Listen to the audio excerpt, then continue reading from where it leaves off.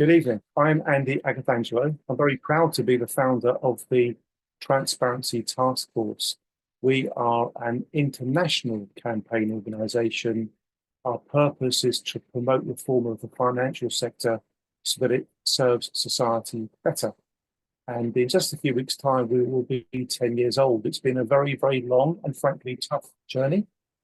A journey, however, that we feel highly committed to. Why? Because the financial industry is profoundly important to the well-being of society, to economic stability, and to political stability too. However, the evidence does suggest that given the opportunity to misbehave, the financial sector can, will, and does. And of course, conduct in relation to malpractice, malfeasance, mis-selling in the financial sector very often involves the banks. Whilst this evening's session, for reasons you will understand, is very much focused on Lloyds Banking Group, the harsh reality of the situation is that many, many banking organisations have misbehaved. But Lloyds is right up there when it comes to infringements. In fact, I'll shortly be showing you some data about the level of infringements. But before I do anything else, what I'm going to do now is show you all the beginning of a BBC panorama, not the 2025 one you've all seen recently, but the 2014 one that you may not yet have seen. I say yet because we will be providing a link to it. If you haven't already watched it, I highly recommend that you do, because it is of fundamental importance that we all understand that many, many of the people who were seeking redress and justice for what Lloyds and other banks did to them all those years ago are quite literally still seeking that justice. So I'm going to play you just the very beginning of this 2014 panorama. I'm extremely proud to mention, by the way, that in his own personal capacity, the presenter of this BBC panorama is with us this evening. I'm very proud to tell you that. So let me just press play, and it will give you a little bit of a feel for what that panorama program was all about. And of course, it will give you a feel for the relevance of it back in 2014 to what we're going to be taking a very close look at tonight. Here we go. As the government warns of another economic downturn, Panorama investigates how our state-owned banks treat British businesses. They were absolutely brutal. Their only goal was to basically, how fast can we get our money back? One high street giant accused of wrecking companies and refusing to come clean about it. Well, I think RBS's attitude has been appalling, really. It seems they're more interested in covering things up and continuing what they're doing.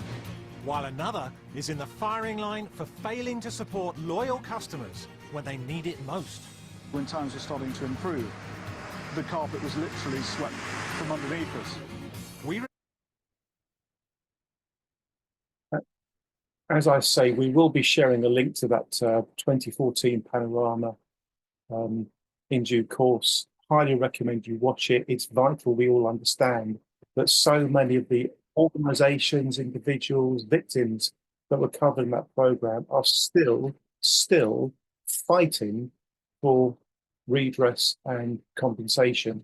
But perhaps even more worryingly, the justice that should have happened that hasn't has meant that the fundamental underlying drivers and cultural shortcomings and frankly greed that caused the malpractice, malfeasance, misconduct, mis-selling, and even outright fraud that we are talking about this evening is, to one degree or another, still going on. We often talk within the Transparency Task Force about the vital part that investigative journalists play in exposing truths. I mentioned earlier that the presenter of that BBC panorama is with us tonight. Can we please show our appreciation, not just to Andy Verity, but also to all the other investigative journalists who have to work very, very hard, especially hard, to get the permission, if you like, to be out there telling truth and speaking truth to power the way that they do. Mr. Verity, we are all very, very grateful to you. And of course, you're here this evening in just your own personal capacity. Of course, we do understand that. I'm not going to show you. I'm sorry. I'm not going to play you the beginning of the recent panorama because I'm going to make the assumption that you've all watched it. But just in case any of you haven't, we will of course be circulating the link that's on iPlayer. But also, can we please note the likes of Steve Brodie, Emily Buchanan, and their colleagues? I have to tell you that investigative journalists like Andy Verity, Steve Brodie, Emily Buchanan, and others really do have to work very, very hard to bring truth to the surface when it involves banks. Banks, of course, are remarkably influential organizations, and they are particularly good at actually suppressing the truth, stopping the truth getting out there. So well done, BBC. Well done, Andy Verity for 2014 and other programs. Well done, Emily Buchanan. Thank you, Andy. Well Steve Brodie and others as well. It's hugely appreciated. What I'm going to do now is I'm going to share my screen to show you some data. You're looking at Violation Tracker UK, a database we are involved with, a database we admire highly. I've done a very simple search. I typed in the name Lloyds Banking Group, and up came 69 violations. 69 violations. And by the way, this is since the year 2010. The biggest single fine that Lloyds Banking Group has had was in 2015, £117 million. The one before that in 2014 was for 105 million. In 2021, 90 million, etc., etc. In fact, if you do something really interesting, if you click on the year column a couple of times, it brings the most recent situations to the fore. And isn't it interesting, folks, that in 2025, the CMA, the Competition and Markets Authority, concluded that Lloyds was guilty of a consumer protection violation. Look at the size of the fine, £0. £0. An employment tribunal fined it £8,718 in 2024. Another financial services one by the CMA, £0, etc., etc., etc. You do have to wonder whether the regulatory response to banking violations is effective, because what you're seeing here, ladies and gentlemen, is a pattern. The pattern is recidivism, the practice of continuing to violate despite being caught and found up and fined. There's something this data suggests seriously ineffective in our regulatory framework, because it is clearly not stopping the repeat offending that is so characteristic of this space. We have a truly outstanding lineup of speakers. In just a few seconds, we're going to go to Mr. Ian Tyler, who Transparency Task Force is ever so pleased to have a great deal of input and support from. Mr. Ian Tyler, I'll leave you to introduce yourself, please. Ian's got a pretty long session. It's going to be about 15, 20 minutes or so. Ian's going to build the basic understanding of what were the commercial dynamics at the time, what were the regulatory dynamics at the time, how did they result in the banks behaving, and why is it, this is a key point, this is a point that's going to come out later, particularly when Francis May speaks, why is it that the government and the regulatory framework seems to have taken a view that it's not really their responsibility to sort this out? Why is it that the regulatory framework and the government seem to have gone light, for want of a better phrase, on the banks? Why have they, it seems, turned a Nelsonian eye to what went on? Why has there been willful blindness? Why are people like Mike Lloyd and Joan Finch and Andy Candy and so many others spending hours and hours each week fighting for justice that, frankly, the government and the regulators should have provided for them? There's reason to be cross, folks. And Ian Tyler's session is going to help us understand why the banks did what they did. Mr. Ian Tyler, over to you, sir. Thank you very much. So I'll briefly introduce myself. I think for the purposes of this presentation, a very brief summary. I work for some of the major UK banks. I was mainly in their treasury function. One of my responsibilities was I was in charge of regulatory capital at the time that RBS was under the single most enormous pressure. So I was asked by the Group FD to look after capital just as RBS was rapidly running out of capital.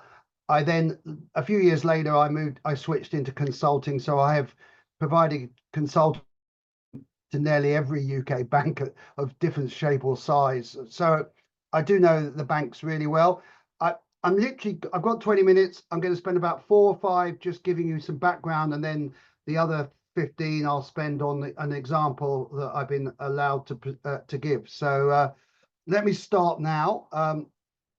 I deliberately did put the headline, quite a generous headline, a bank under pressure, because that is what Lloyds and RBS, and in fact all the banks were under pressure. So I'll explain why.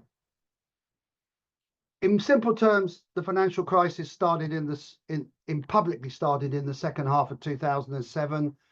And for the purpose of this exercise, I've used their year-end accounts, and that showed that they ended 2007 with a core tier 1 ratio of 6.3, which actually wasn't that bad, was considerably higher than RBS's was, because RBS had just bought ABN AMRO. A total capital ratio of 11, not great. But a very, very important fact, and actually quite relevant to almost a lot of the trauma that then happened, is the world actually changed in regulatory terms on the 1st of January 2008. So the next working day, the world changed because we moved into Basel II world. And so all those risk assets that had been previously reported on the standardized versions, for the big banks, they were moved to an advanced internal models approach. And you'll find that actually for many of these customers, the risk weighting for the AIRB was much higher than it had been under standardized. So suddenly the bank's approach to these assets effectively was changing. On the other side of the spectrum, there were other assets that were winning, like if you had a prime residential mortgage, suddenly the bank had to hold less capital against it. So there were winnings and losings, but on the whole, SMEs, and in particular, anything that was property lending, was treated worse from the 1st of January 2008.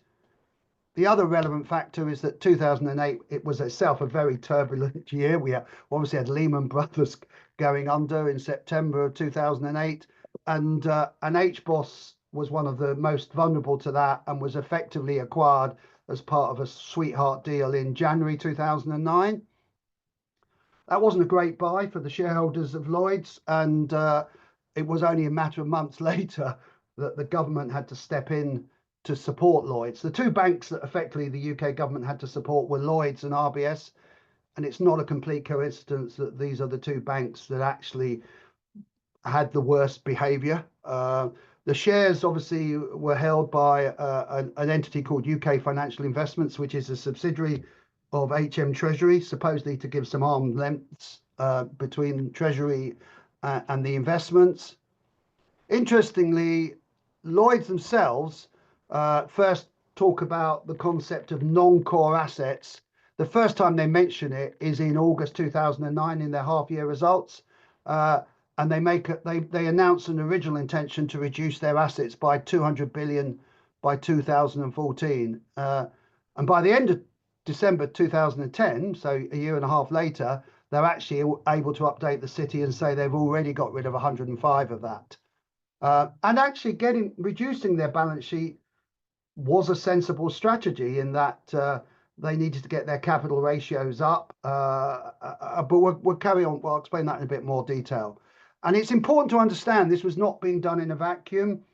The regulatory capital ratio rules that had existed in a stable state since 1989 up until 1st of January 2008 was suddenly now quite volatile, and the regulator was all the time asking the banks to hold more core tier 1 capital. The actual minimum that they had to hold was increased all the time. And you can see this if we look at, Lloyd's core tier 1 ratio by the end of 2011 had increased to 10.8. And bear in mind, I said before, it was 6.3. We'd had a lot of losses because there'd been a lot of bad debts had come through, and that 6.3 is worth less than it. If you restate it into more, it wouldn't be worth as much as 6.3. So you can begin to see how hard the bank was having to work to get their capital ratios up. And this carried on. It didn't just stop after a couple of years. This carried on. Basel III reforms post the financial crisis put more pressure on banks. The other really significant event, and this is a direct result of the Financial Policy Committee of the Bank of England. They asked the PRA to implement something called concurrent stress testing in 2013. Now that sounds really technical and really boring, but what it really means is that the banks now don't just have to hold the capital for the assets themselves, they also have to hold enough capital for the provisions that will arise from an incredibly severe economic downturn. So we would have to go back and see the precise instructions, but typically they included things like commercial property would reduce by 40% their valuations and things like that. So I hope you can see immediately that the bank is now having to hold not just more capital and more higher capital ratios, but it's actually having to hold even more capital to cover the stress testing requirement that the Bank of England has brought in. So, unsurprisingly, the bank's core capital ratio keeps continuing to increase. By the end of December 15, it's got to 13. And as I've already said once before, if you calculated the 6.3, I'd be very surprised if it got anywhere near 4% on the similar basis. So what I've done there, I hope, is demonstrate just how much the way that banks are measured and what they're required to do with capital has changed in a relatively short time frame. The technical language is regulators were being pro-cyclical, which is exactly what they shouldn't be. Of course, they should be anti-cyclical. But they were being pro-cyclical. In other words, they were increasing the capital requirements just at the time when banks didn't want that to happen. But that's what they were doing. They were moving the goalposts between 2008 and 2015, and this put enormous pressure on banks to reduce their risk-weighted assets. I don't draw too many firm conclusions, but it is obvious to me that Treasury through UK investments, they were conflicted. They were extremely close to all of the major decisions.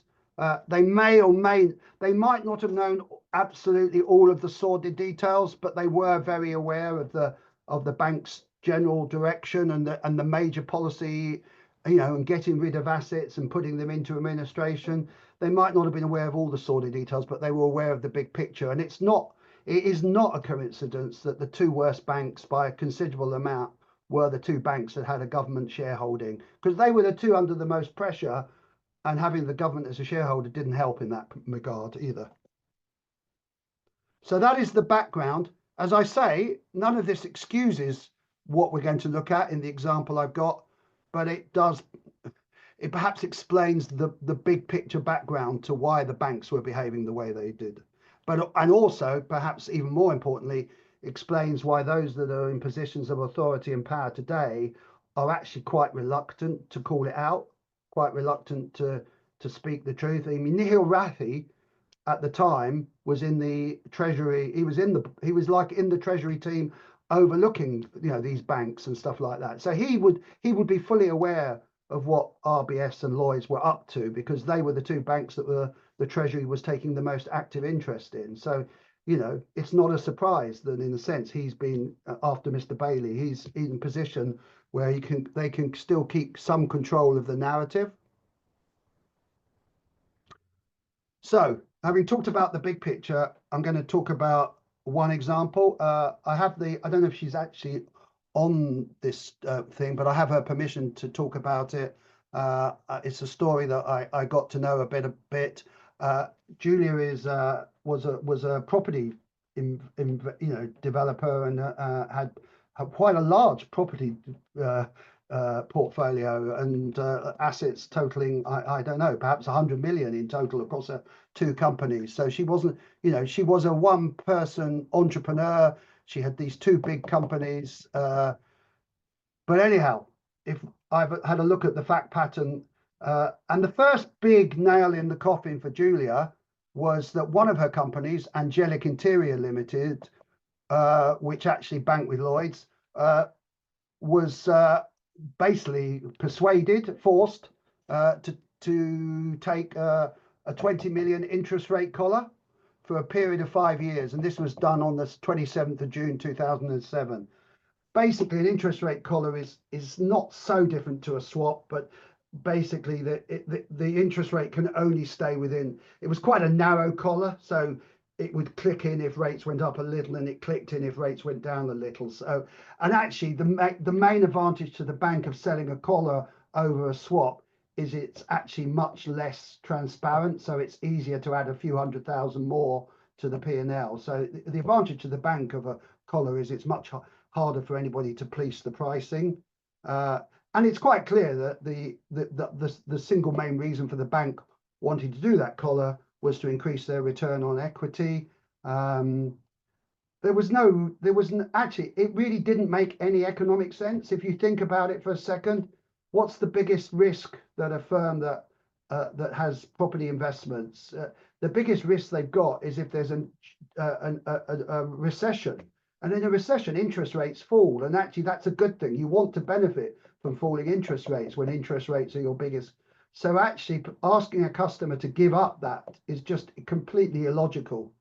And the execution was very untidy. They did it with a junior finance person. They never got Miss Davy to sign any of the documentation.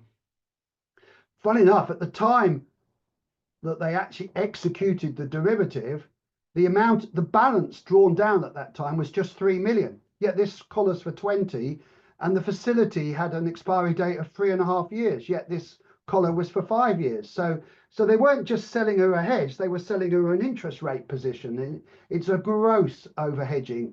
It's negligent, actually. It cannot actually use any other word than that. And effectively, rather than reducing risk, it's actually increasing market risk. And that was done. But no one perhaps knew at the time, but that was done just at the worst possible time because interest rates were about to start to decrease. And the kicker to this is at the same time as writing the swap, the bank marks a credit line against the company. At the start, this was 2.25 million. She wasn't completely unaware of this. She only found out many years later through legal disclosure, but this impacted the LTV ratio from day one, and actually we'll quickly see that this 2.25 million grows as interest rates start to fall. So that's the beginning of the bad news for Angelic. You'd think they would learn to stop there, but actually having the bank having sort of got them where they wanted Angelic Interiors, they actually, and I can only again deduce that the main motivation is to make some more money. That's exactly what the credit files really talk about. The bank persuaded Angelic Interiors to roll the negative fair value in the collar. So bear in mind, she owes a lot of money still in the collar because rates have fallen. So she's massively out of the money on the interest rate floor. But what they've done is they say, I'll tell you what, you roll that into a new interest rate swap. But in doing so, and they did this on the 1st of October 2010. In doing this, they increased the derivative to 40 million. It was 20 before, and they make it for 3 years. When the total borrowings across all of the company were at 29.8, of which 9.8 were expiring in less than 4 months, and the balance was expiring in less than 15 months. So yet again, both the amount and duration of the hedge was simply wildly inappropriate, and again, just digging a bigger hole for the company. There's a bit of an aside, but there's actually considerable evidence that the bank forged Miss Davies' signature on the ISDA master agreement. The day they allege she signed it, she can prove she was in Israel, and she's had documentary evidence looked at it. So there's a real question about whether the document was ever signed properly. And again, unbeknown to her, the undisclosed credit limit has now it's not 2.25, it's not 3.8, it's now 6 million quid. She doesn't even know this limit is marked against her. And bear in mind, as I'm sure you all appreciate, that she has to keep to an LTV security covenant. So, very unfortunately for Julia, I mean, she'd always run her two separate companies very separately. She deliberately kept their banking separate. But unfortunately for her, her other company, which has got a similar name but not identical, is Angel Group. I sometimes add the ick, so Angel Group as opposed to Angelic Interiors. Angel Group banked with HBOS, but of course, from my earlier slide, who bought HBOS? Lloyds. So suddenly in January 2009, both companies have ended up in the same banking group. There is no financial link between them. There's no cross guarantees. There's no indebtedness between the two companies. The only link is that Julia is the sole shareholder of both companies. So that's the common link.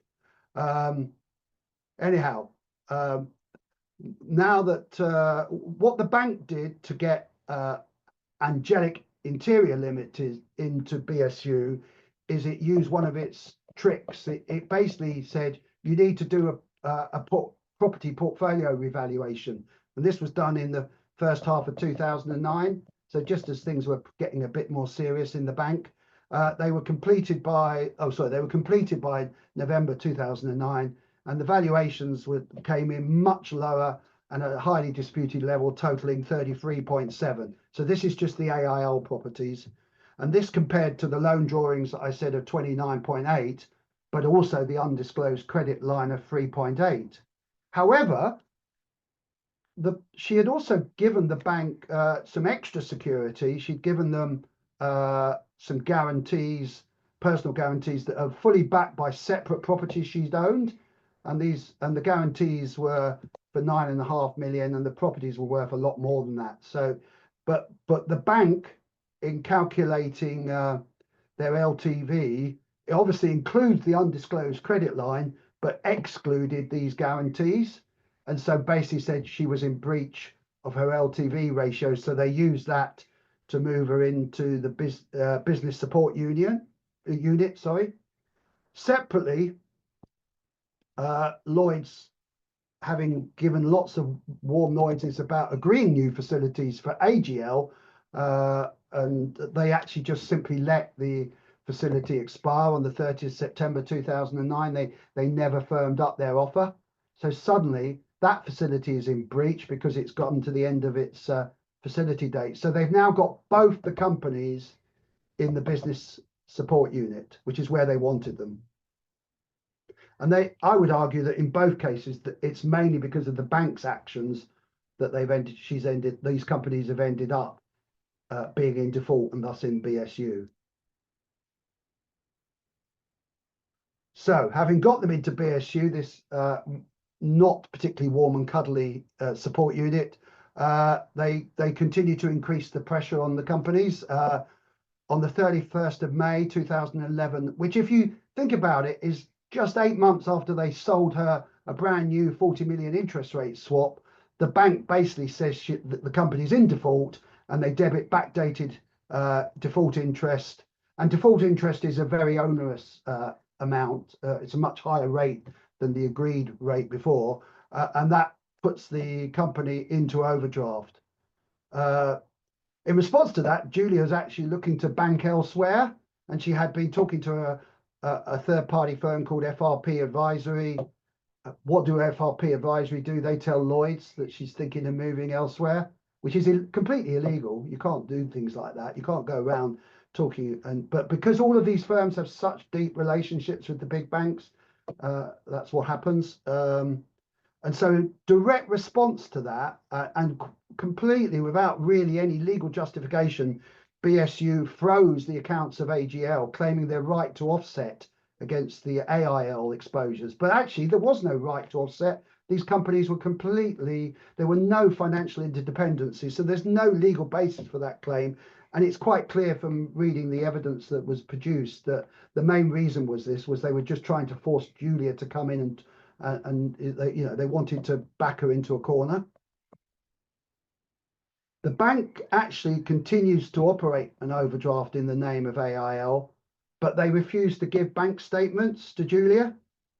And what they're doing essentially is debiting everything to it. So they're debiting all the payments from the interest rate swap, the default interest, the interest on the overdraft, the commitment interest, and the balance has quickly reaches 6.4 million on the ALI facilities by the 27th September 2013. Now, this is a really important one, this slide, because actually, I think one of the main reasons the bank, like RBS, had centralized these units is because then they had control and they could actually have very close relationships with third parties. And that it's absolutely clear that the bank had a very, very tight set of partners that they worked with. They backed customers into who they chose. These firms were, these firms were meant to be acting for the client, not for the bank, but they were effectively working for the bank. So example, the person who worked on the case for KPMG, and this was a business review, was the first stage. They asked KPMG to come in to do a business review. That actually sounds quite reasonable. Just the actual proposition of asking an independent firm to do that sounds quite reasonable. But when you find out that the person working on that case had been seconded to BSU for much of the previous year, that becomes slightly less reasonable. When you actually get the review and see the quality of it and realise that there was never any intention to assist Julia in plotting a route forwards, that becomes even less. And then actually in a part of the report not shared with the client, KPMG is recommended to the bank either consensual or non-consensual exit and disposal. There were bits of the report, and Julia's paying for this, but there were bits of the report that the bank gets to see that Julia didn't. Anyhow, the main outcome of that was the appointment of another close friend of Lloyds, Baronsmead, and they were appointed as Chief Restructuring Officer. Again, sounds quite reasonable. So they're going to restructure it with the hope of bringing the company healthily out. But no, it's clear, and we've had Julia's had whistleblower evidence given to her that they shared. Basically, Baronsmead, who were meant to be operating for Julia and her company, they were sharing confidential information with the bank and other third parties. That's completely in contravention to the letter of appointment. You're just not meant to do that. And they were clearly working collusively with the bank and KPMG to prepare both companies for administration. To my mind, this is the very definition of predatory behavior by firms that were meant to be working in Julia's best interest, but were effectively colluding with Lloyds in making sure that that was the last thing that was going to happen. So, and in fact, they even had a target date in mind. They had a target date of putting both the companies into administration on the 2nd of July 2012. And that only failed to happen because 2 days before that, the FSA came out with a big announcement about the serious failings in the sale of interest rate swaps. So the big announcement about banks having to look at their interest rate derivatives. So that meant AIL couldn't be put into administration because Lloyds had made a public commitment that they were going to look at their back book and see whether they'd missold things. I won't spend a lot of time because actually Julia never did get hers looked at because of the fact in the end although she was a retail customer and she had that, she wasn't given the protection of a retail customer because the FSA agreed that by making these larger customers deemed to be sophisticated. Yet I can assure you, anybody who took either of these derivatives in the first place was not a sophisticated customer. Okay, they were never appropriate or priced properly. So, however, AGL, which hadn't got any derivatives, was put into administration on the 12th of October 2012, and we'll see a little bit more about how they get there. BSU, yeah, so that's it. BSU delayed any approval. I mean, there's just so many different points, and it's hard to summarize it in a very simple thing. It's a pages and pages thing, but basically there were times when they wouldn't let Julia sell property. So they put They actually put ARL into administration on the 1st of July 2016, which actually by then it was Deloitte who was appointed as administrator, and they had already replaced KPMG as liquidator for AGL in December 2015. But as an aside, I just note that the property that they didn't include in their LTV security covenant calculation, they were very happy to make demand on the guarantees and force the sale of the property when it came to the administration. So they were prepared to rely on the security when the rubber hit the road. Of course, the high cost of the administrator decision to sell many properties at a significant undervalue means that there was never going to be a surplus. And of course, arguably the main benefit to the bank of such an approach is that it severely restricts Julia's ability to fund legal action against either the bank or its advisors. This is a peculiar thing. I think historically it was only HBOS that had come up with this approach, and this is what the arguably much of the Reading scandal was about, which HBOS had come up with this whole concept of management obligations account. Basically, it's a perversion of the internal suspense accounts that banks all have. Lloyds actually took it over and in BSU used it. The real truth is internal suspense accounts should only ever be used to park a customer related transaction for as short a period as possible. That is a simple truth. I mean, sometimes you do get a piece of cash and you're 100% sure you just want to query with the customer before you either credit it or move it somewhere else. But this isn't how the bank was using these management obligations account. They were literally using it to park monies for extended periods of time for both AGL and ALI, mixing them all up. There was very little financial discipline here. One impact of that is it's obviously increasing the amount of interest charged, because you're sitting here with big credit balances getting paid no interest while you're being charged default interest on your loan balances. So you're paying a lot of unnecessary interest. No bank statements were provided, so she was completely unaware how the sales proceeds were being used.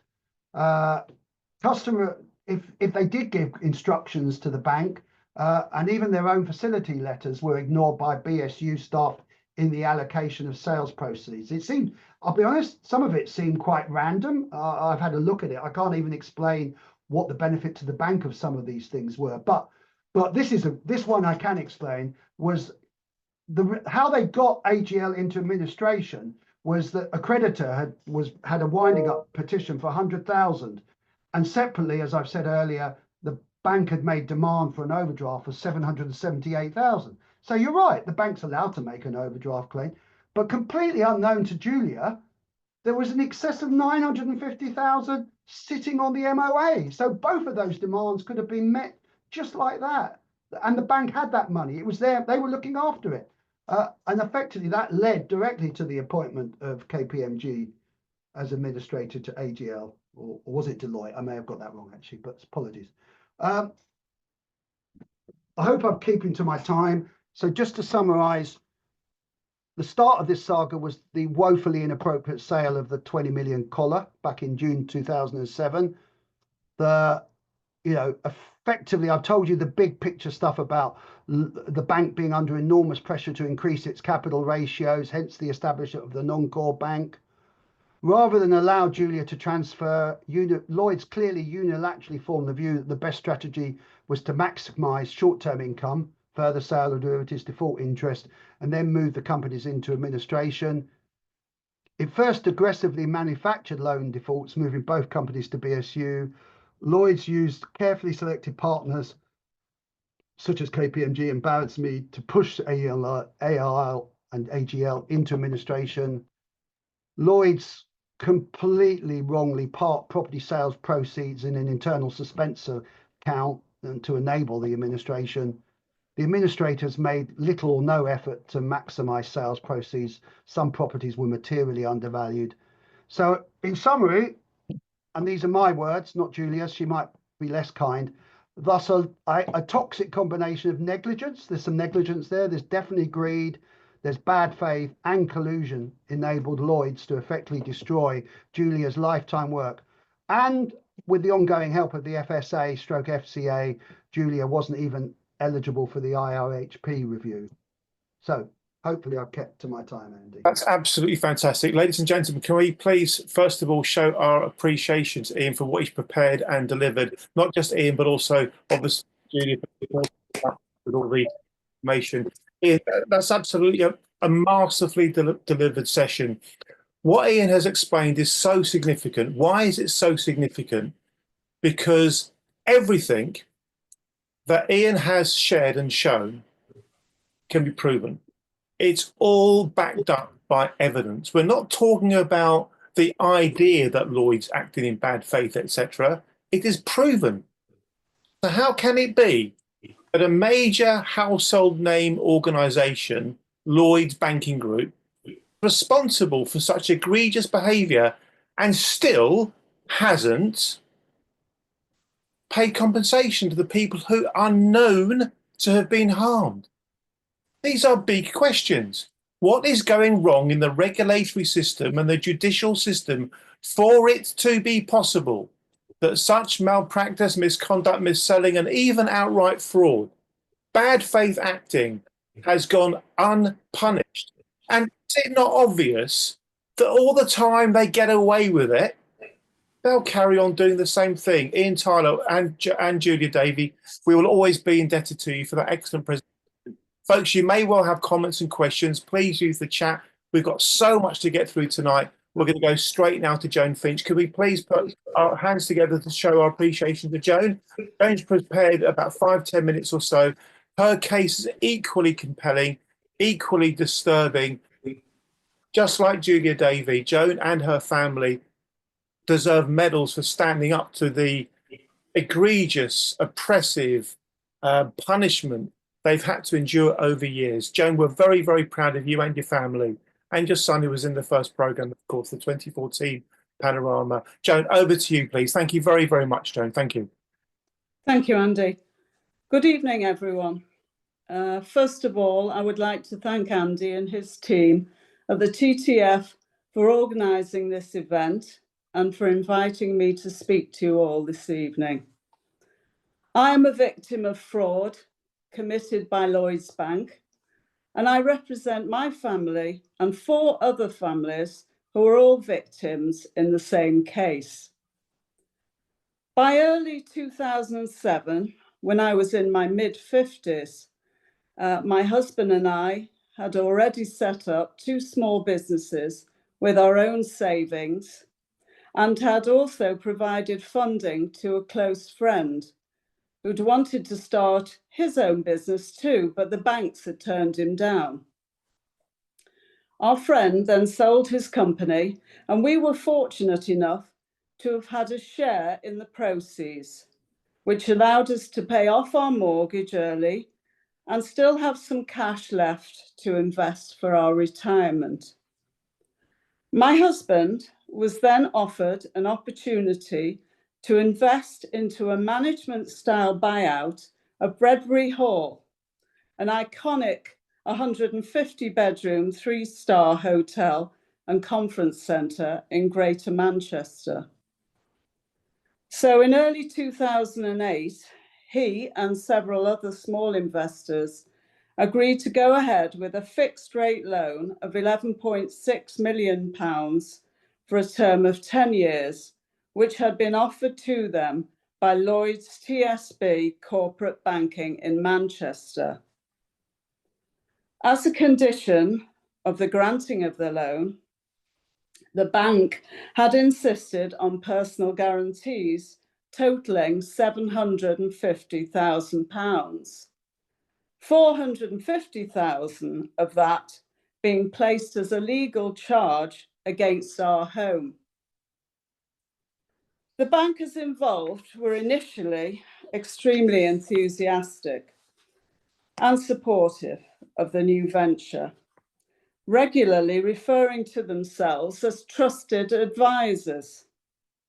The bank even filmed a promotional video at the hotel, which was to be used by Lloyds for internal training purposes.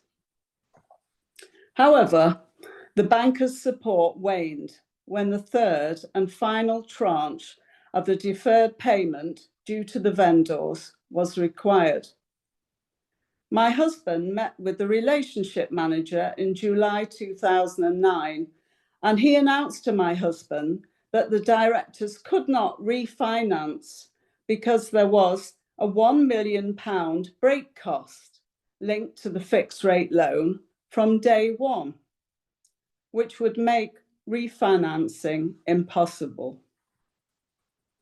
In February 2010, Lloyds engineered the business into their business support unit in Manchester and increased the interest rate from 6.65% to 8.65%, Bank of England base being 0.5%, which meant total extra annual fees and charges of approximately £298,000.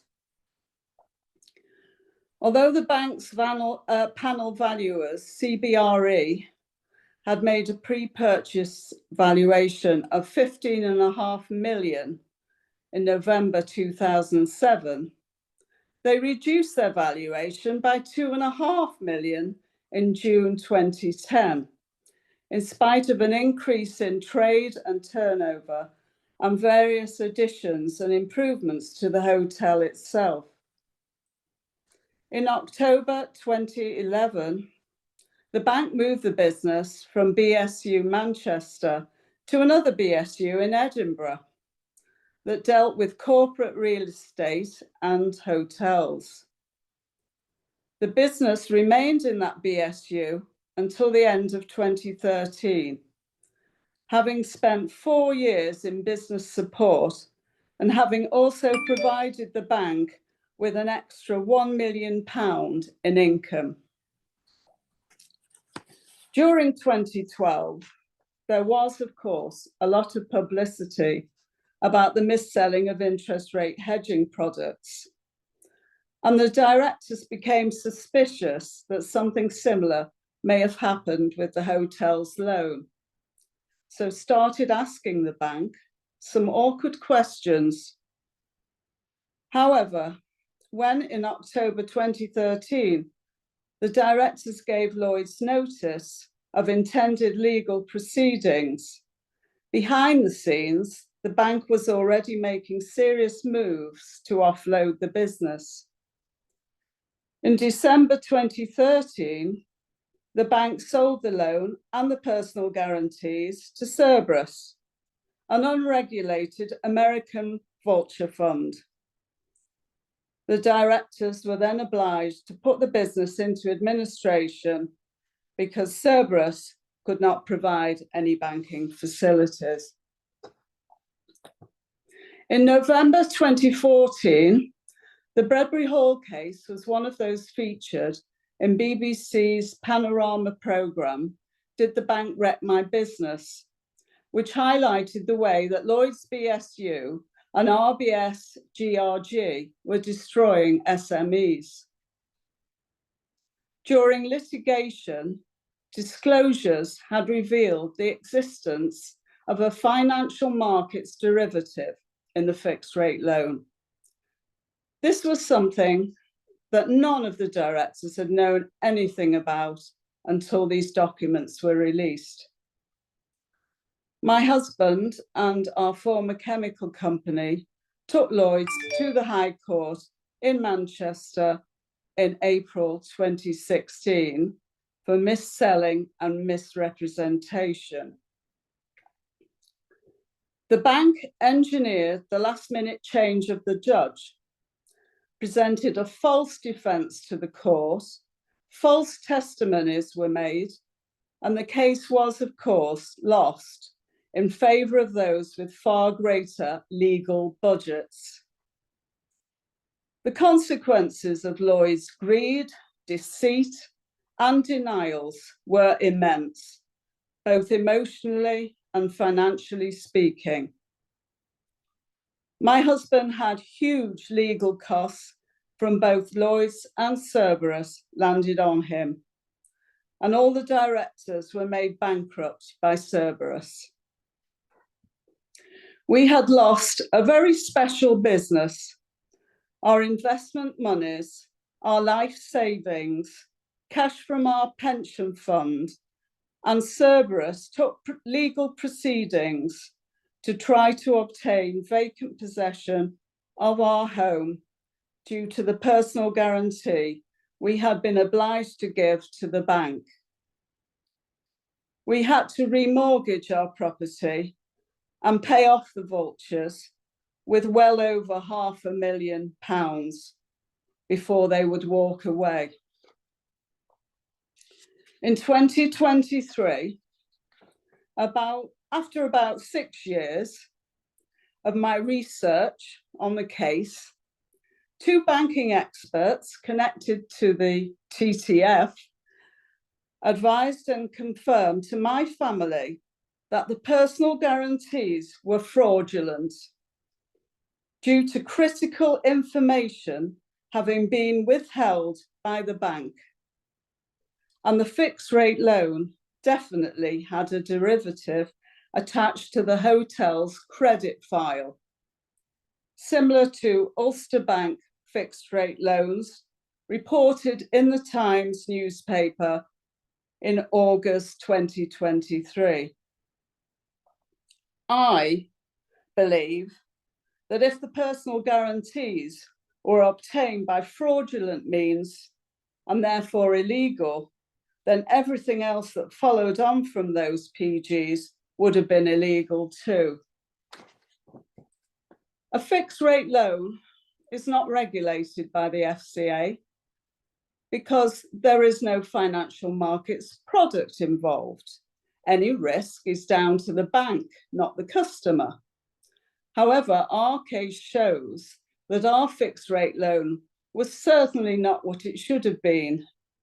It was a rogue loan created to provide the bankers who sold it with a day one profit of around £179,000.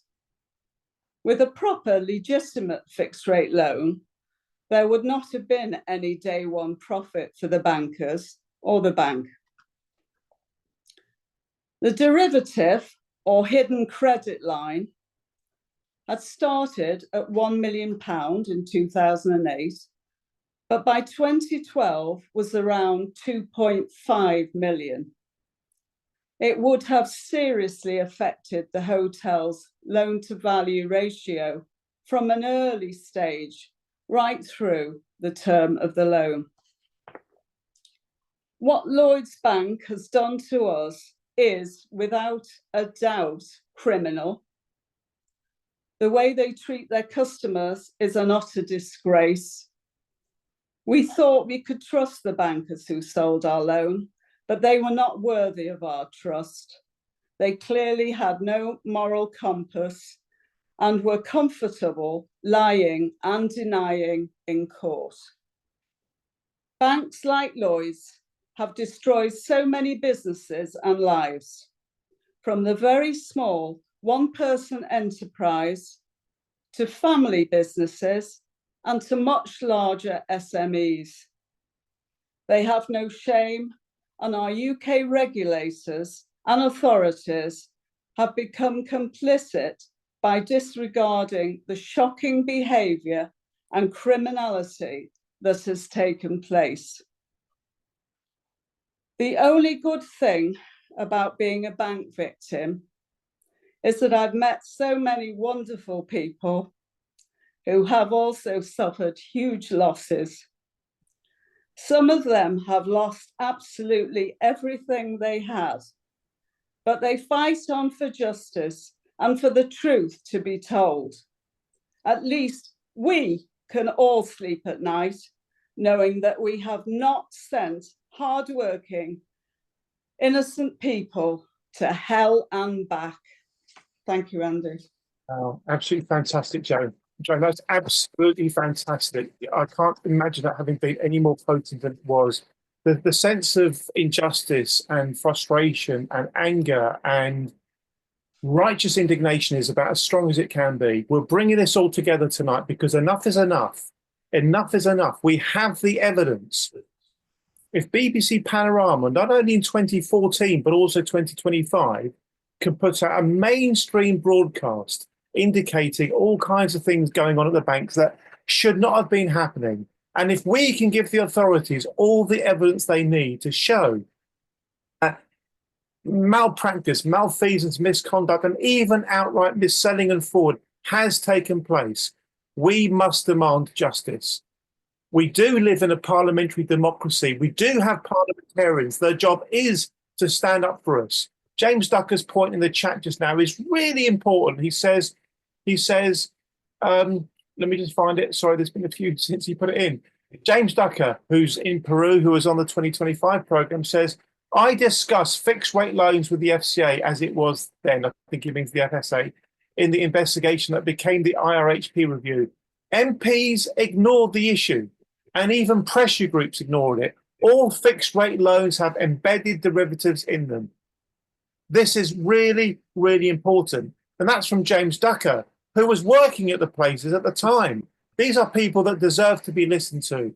Why did the authorities not act when the evidence was given to them? Is it because the regulators and perhaps the Treasury made the parliamentarians think that X happened instead of Y? We've seen a pattern of that. We have seen media coverage being managed by, for example, the press office of the regulators. Have they neutered, have they defanged the parliamentarians? If that is the case, we have to break through the obfuscation and the opacity. We have to get them to understand. Joan, thank you so, so much. We're going to go straight to Andy Candy, who's going to add a few points on. Thank you very much, Andy. I see Lisa King's got a hand up. We'll get through the whole session before we go to Q&A to try to get in the time that we've got. Okay, thank you, Lisa. Thank you very, very much. Mr. Andy Candy, over to you, sir. Thank you. Thanks, Andy, and thanks to everyone else that's presented so far in the TTF team for putting this on. So effectively speaking, I just sort of used some pictures because I'm a graphic designer to paint the script instead of words. So these are basically just some snapshots from the credit management systems within the bank where they're managing this hidden credit facility. So that you can get a feeling as the usual statements that most SMEs are used to looking at in terms of their bank statements, their overdraft, their business card, their backs, those sorts of things. So this effectively shows a credit memorandum. You'll see that they're adding on interest rate hedging in the subject at the top. And you'll see on the left that their usual credit facilities are listed: the overdraft, the loan, mainstream loan, the backs, the business card, and another lending product. So the columns are then the amount granted, the amount outstanding or used or called, the tangible or floating securities held against them, either legitimately or otherwise, as we're obviously hearing in the cases of Joan and others. So effectively speaking, this is what you would see, and you're used to getting statements about your overdraft, your backs or business card, etc. Of course, what the banks don't share with you, which under various mechanisms or regulations they are supposed to share with you, is the elements relating to the hidden credit facility. How do I move down one? So here you'll see the actual outline of the sale of 3 derivatives to this customer. The undisclosed but expected income the bank hopes to make on this of around 35,000. This is relative to the undisclosed commissions, markups and profits in circumstances where these products were presented to the customers as no cost, no fee, etc., no premium to pay. And then most shockingly, you'll see at the bottom that they're actually calculating out the hidden credit facility limits. So for this deal for the customer, it was going to represent another £200,000 of risk on top of everything else that they were taking on with the bank, in addition to their overdraft and everything else. Again, not explained to the customer, never brought to their attention, and totally concealed from them if they managed to get into the IRHP review with the FCA, or of course if they were excluded as well. These files were never conveyed to them unless they fortunately managed to get hold of them via other processes, legal processes, etc. If this goes down to the next one, you'll now see that basically at the bottom they're now being added in, the interest rate products are being added into that management system, and you can see that already within a few months the credit facility has been increased to £210,000, again without the customer's knowledge, permission, authorization, disclosure, anything like that. And this is all in real time. These are files that are being updated by the bank on a daily, weekly, monthly basis in real time. It's all notated, it's all recorded. They can't hide them. These are applications that are going in all the time. Here you've got the basically where the bank in question is then effectively seeming to mess around with a Treasury Category B product in relation to the derivatives. So they're now actually utilizing US dollars and converting to GBP. And of course, if you look at the very bottom, if you look at the top, you'll see IRP increased to $310,000, and at the bottom, the same confirmation. Which now obviously represents an exchange rate risk for the customer that, again, hasn't been explained to the customer, hasn't been told, set out to them, including under the PG guarantees. Of course, this increase in the credit line limit hasn't been brought to their attention. They haven't approved it, and they're entirely unaware that it's being secured against their assets and properties and monies, etc. Again, you can see at the top, tax added by whoever's added it. So this is all recorded on the bank systems. It tells you the date, it tells you the time, etc., etc. So there's no hiding any of this. And yet, funnily, the FCA and whoever went in to inspect the banks when this huge issue of derivative mis-selling was undertaken, somehow managed to look over countless thousands of files that would have been available in each RMP for each customer involved. Again, you can see the limit is being increased here to, this is 2 years on, so it's now at $690,000, which is a massive increase.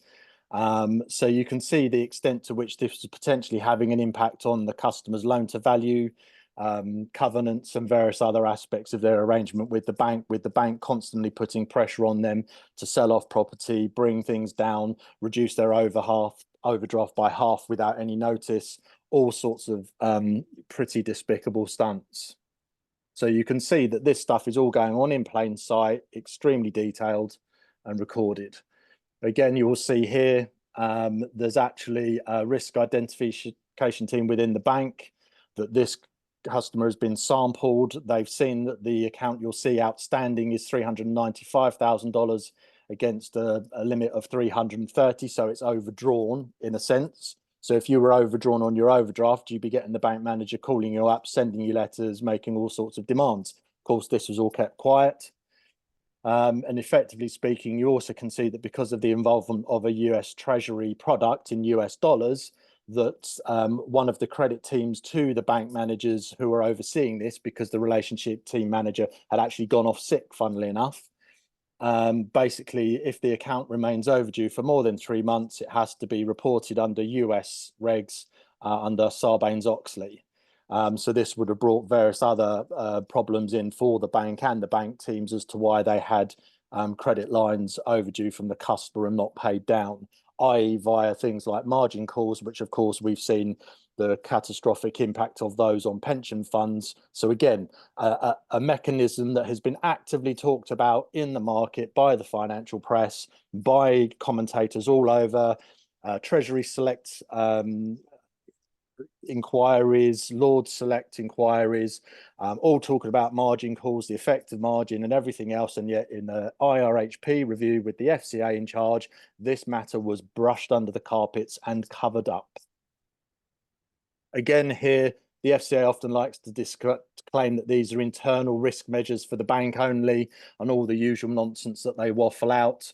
The bank here are discussing getting the swaps novated over to a new lender, saying that their treasury people should have the capability, but of course that means taking everything across with it, including the hidden credit lines, and that the person here is prepared to leave them on their books, and ironically says here, provided that the customer, in a sense, whoever that is, understands that this is a real liability and therefore we will require to retain security to cover and also remain satisfied that business is trading viable. Well, that is exactly what they didn't do, because none of this was ever described to the customer. It was kept from them completely. So this is a fraud top to bottom, back to film, whatever way you want to look at it. And the regulator is absolutely involved in covering this up on a massive scale. And quite frankly, anyone that was involved in this should be held to account because it's grotesque on a massive scale. So that's pretty much it, really. Effectively speaking, hundreds, thousands of businesses were taken through a regulatory review where all of this was covered up, yet was eminently available to any regulator that should choose to bother to open up the files and have a quick look through, notwithstanding that they all knew about margin obligations and various other things that were applicable that applied. And yet again, they carved it out of the scope of the review. They carved it out of reviews from the Treasury and everything else. And it's not surprising that very key individuals in ministerial positions were all experts in derivatives, CDOs, and various other aspects who would have known what was going on, how it was being manipulated, and what needed to be covered up. So there we go. We were forced into extensive complaints processes. I've been battling this since 2009. I've now got the bank trying to effectively appoint various LPA receivers unlawfully, illicitly, to try and steal my property from me on the basis of fraudulent mortgage documents and everything else. It's an absolute scandal. And it needs to be dealt with. It needs to be exposed because it is as blatant as this. If you logged on to your banking account, online banking, and saw all of these facilities listed, and then a massive debt there on top of the lending that you'd taken on, and it was shown to you exactly the impact it was having on your business, the breach of terms and conditions and everything else, your loan to value and various other aspects that they required you to adhere to, it's grotesque. It's absolutely grotesque. And everyone in relationship management banking that was involved in passing these off to customers knew about it because they were making the internal credit applications to get the credit line increased to facilitate what otherwise would be, I guess, a margin call.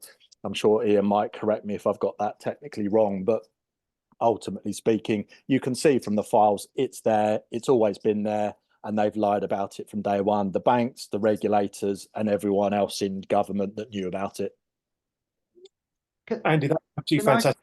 Can I just chip in? Oh yeah, sorry. Sorry, Ian, just before we invite Ian Tyler to chip in, and of course he's very welcome to, can we first of all show our appreciation to Andy, and then I'm going to ask one quick question, and then we're going to go to Ian Tyler. Andy, thank you very, very much indeed. Thank you. The quick question for me, Andy, is the other week you talked about the parallels between the kind of culture in the post office and what you've been witnessing over these years with the FCA and the banks and all the rest of it. What would you like to say about the similarity between what's been exposed in the post office and what you've had to live through yourself personally? Thank you. Well, it's just a cover up start to finish. They lie, deny, obfuscate, kick it into touch. There's too many people that are all involved, that are all in each other's pockets, that have all got dirt on each other. So no one's prepared to put their head above the parapet because it's going to get shot off. And you can understand that everyone's in fear for their own lives, their mortgages, their health, their well-being, their pensions and everything else. But they're effectively punching down in a massive way. And this goes into the heart of Treasury. It goes into the heart of the FCA and the regulator and people that have moved on to, dare we say, probably the top positions in banking. I think we know who we're talking about. Absolutely knows exactly what's gone on. Anyone that suggests otherwise needs to go and gives their head a wobble. I mean, it's beyond ridiculous. And the fact that it is so blatant is, you've got the horizon where they were literally manipulating these people's accounts externally and then putting them in prison for allegedly stealing from their own accounts when there was no evidence ever that they'd done it. It's the same here. There was no evidence that we knew of the credit line. We didn't know about them. They've been completely concealed from us. And yet 40-odd thousand people were put through a review and hundreds of thousands of more excluded. There's evidence to say that banks were slipping terms and conditions into their standard loan facility contracts that say the customer must enter a hedge for an amount and a duration satisfactory to the bank. And if you didn't ask or spot it, effectively speaking, it's highly likely the bank continued to then put in these swaps or credit lines in the background without your knowledge. And even to the point now where you've got the FCA getting all Johnny Big Balls over these finfluencers that they're prosecuting with they're bringing criminal prosecutions against a series of reality TV stars for effectively doing what they call as making unauthorized financial promotions, which was effectively suggesting to their Twitter fans that they engage in CFX, which are effectively a derivative. And merely by introducing these people, suggesting that they invested them, they've committed a criminal offence. Every single bank manager did exactly the same thing. Now, you tell me why they're going for the finfluencers and they're not going for the bank managers, where they brokered the conversation with the customer about a derivative, or suggested it, said it was a match to another product when it wasn't, said that they'd need it as a condition of lending, or you have to take this out, or otherwise we won't keep your lending going, or we won't give you your new loan. They've absolutely solicited fraud on a massive basis, and the FCA have gone for influencers, but they've not gone for the banks, and they've not gone for the bank managers, because every single one of them should be locked up for inducing customers into these contracts totally unlawfully and criminally. Well said, Andy. Absolutely well said. Everything Andy Candy just said, I'm absolutely happy to put my name to, because it's absolutely true. Well done, Andy. Mr. Ian Tyler, then we're going to go quickly to Anthony Stansfeld. Others who've got your hand up, fine, but you'll have to wait till later when we get to the end of the speeches. Thank you. Just very briefly, I just wanted to add one thing to what Andy said, is that Andy shared a letter that he'd received from the FCA fairly recently, and in the letter, and it's copied to his MP as well, because his MP had written, the letter is just so highly disingenuous is the kindest phrase I can use. Deliberately misleading is probably more accurate.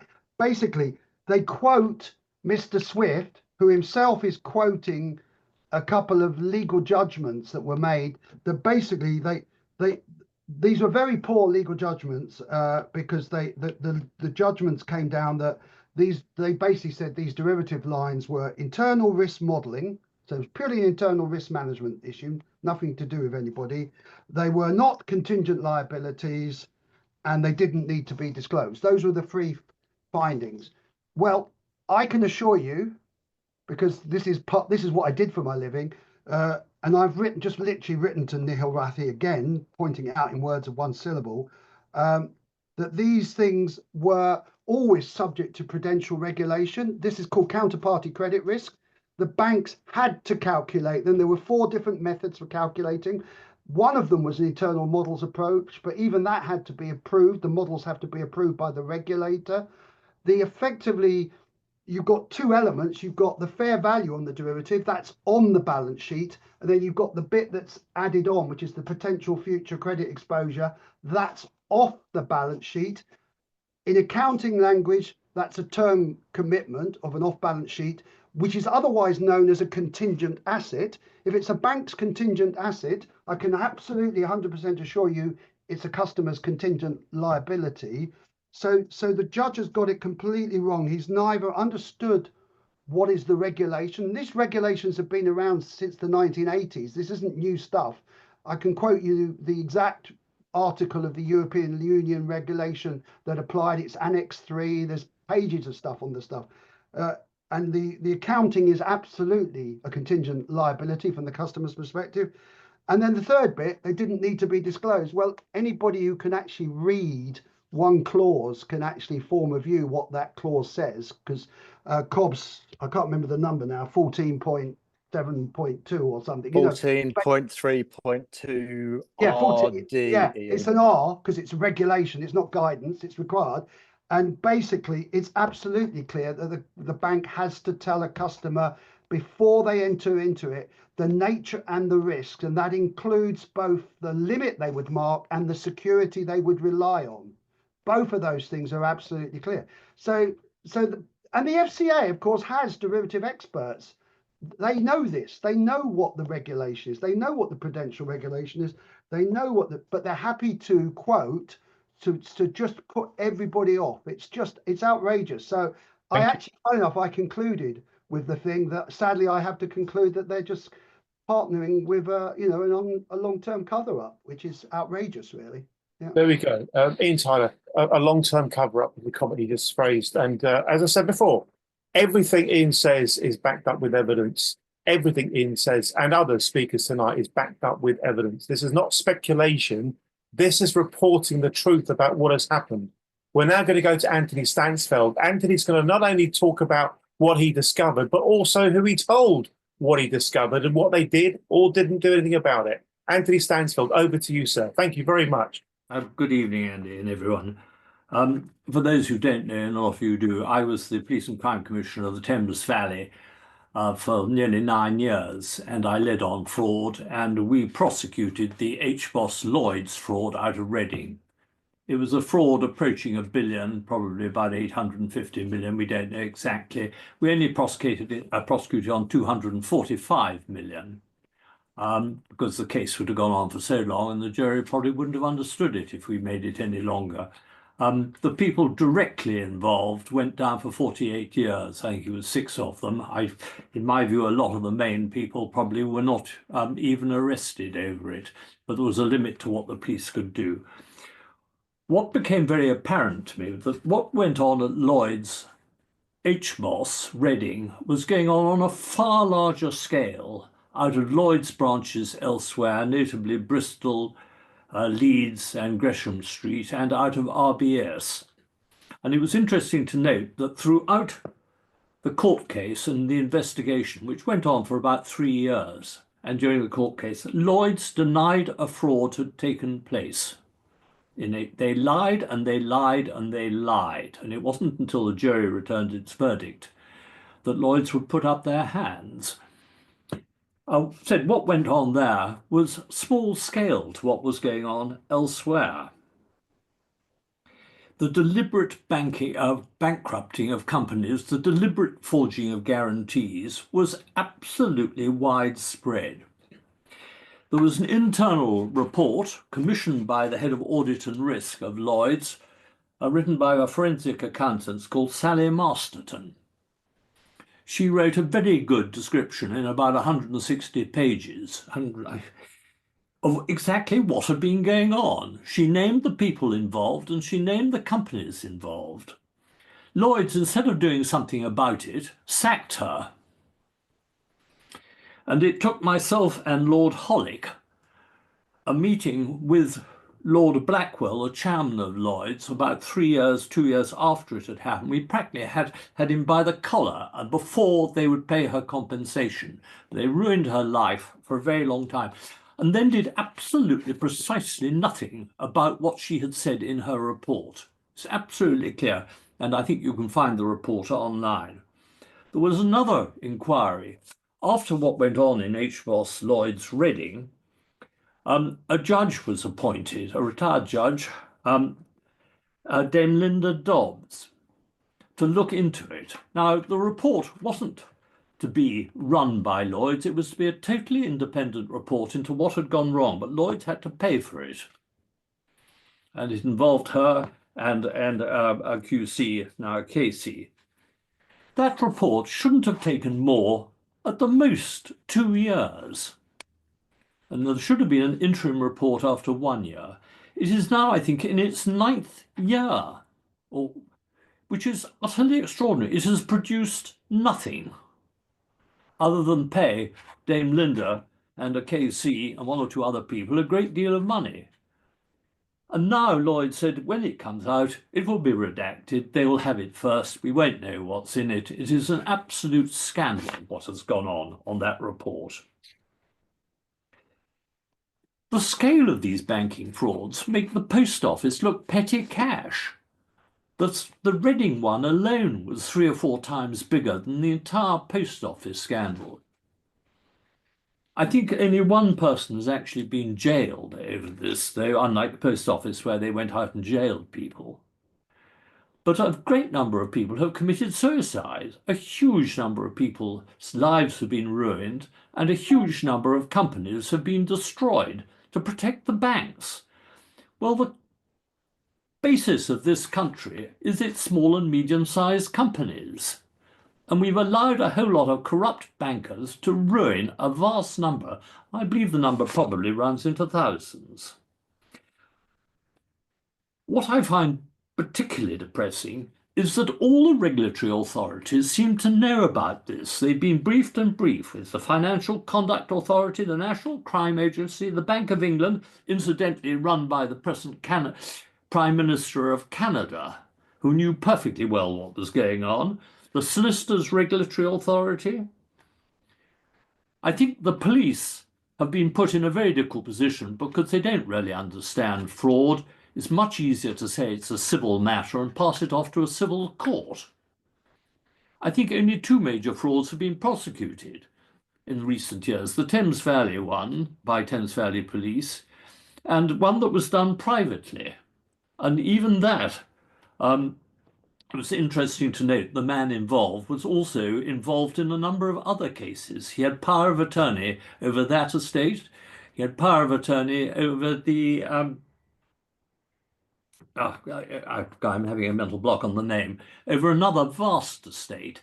Nothing has been investigated by another police force. A lot of it's down to the Met, not investigating. The City of London has abrogated all responsibility to fraud. It's passed it off to a call centre in Glasgow. Nobody will go for fraud. And when somebody tries to, it becomes a civil matter. Fraud is not a civil matter. It is a criminal matter and should be up in front of a jury. What I find also extraordinary, somebody actually mentioned it about the moving around of judges. There seem to be a great number, and I think the number's about 17 or 18, judges who take on these cases and who, from everything I can see in the civil courts, are downright corrupt. You don't have a hope in a civil court of winning a case, and even if you win it at the first stage, it immediately goes to appeal and they can outspend you. Very few people have the money left after a bank has been over them, and the guilty banks are undoubtedly Lloyds and RBS.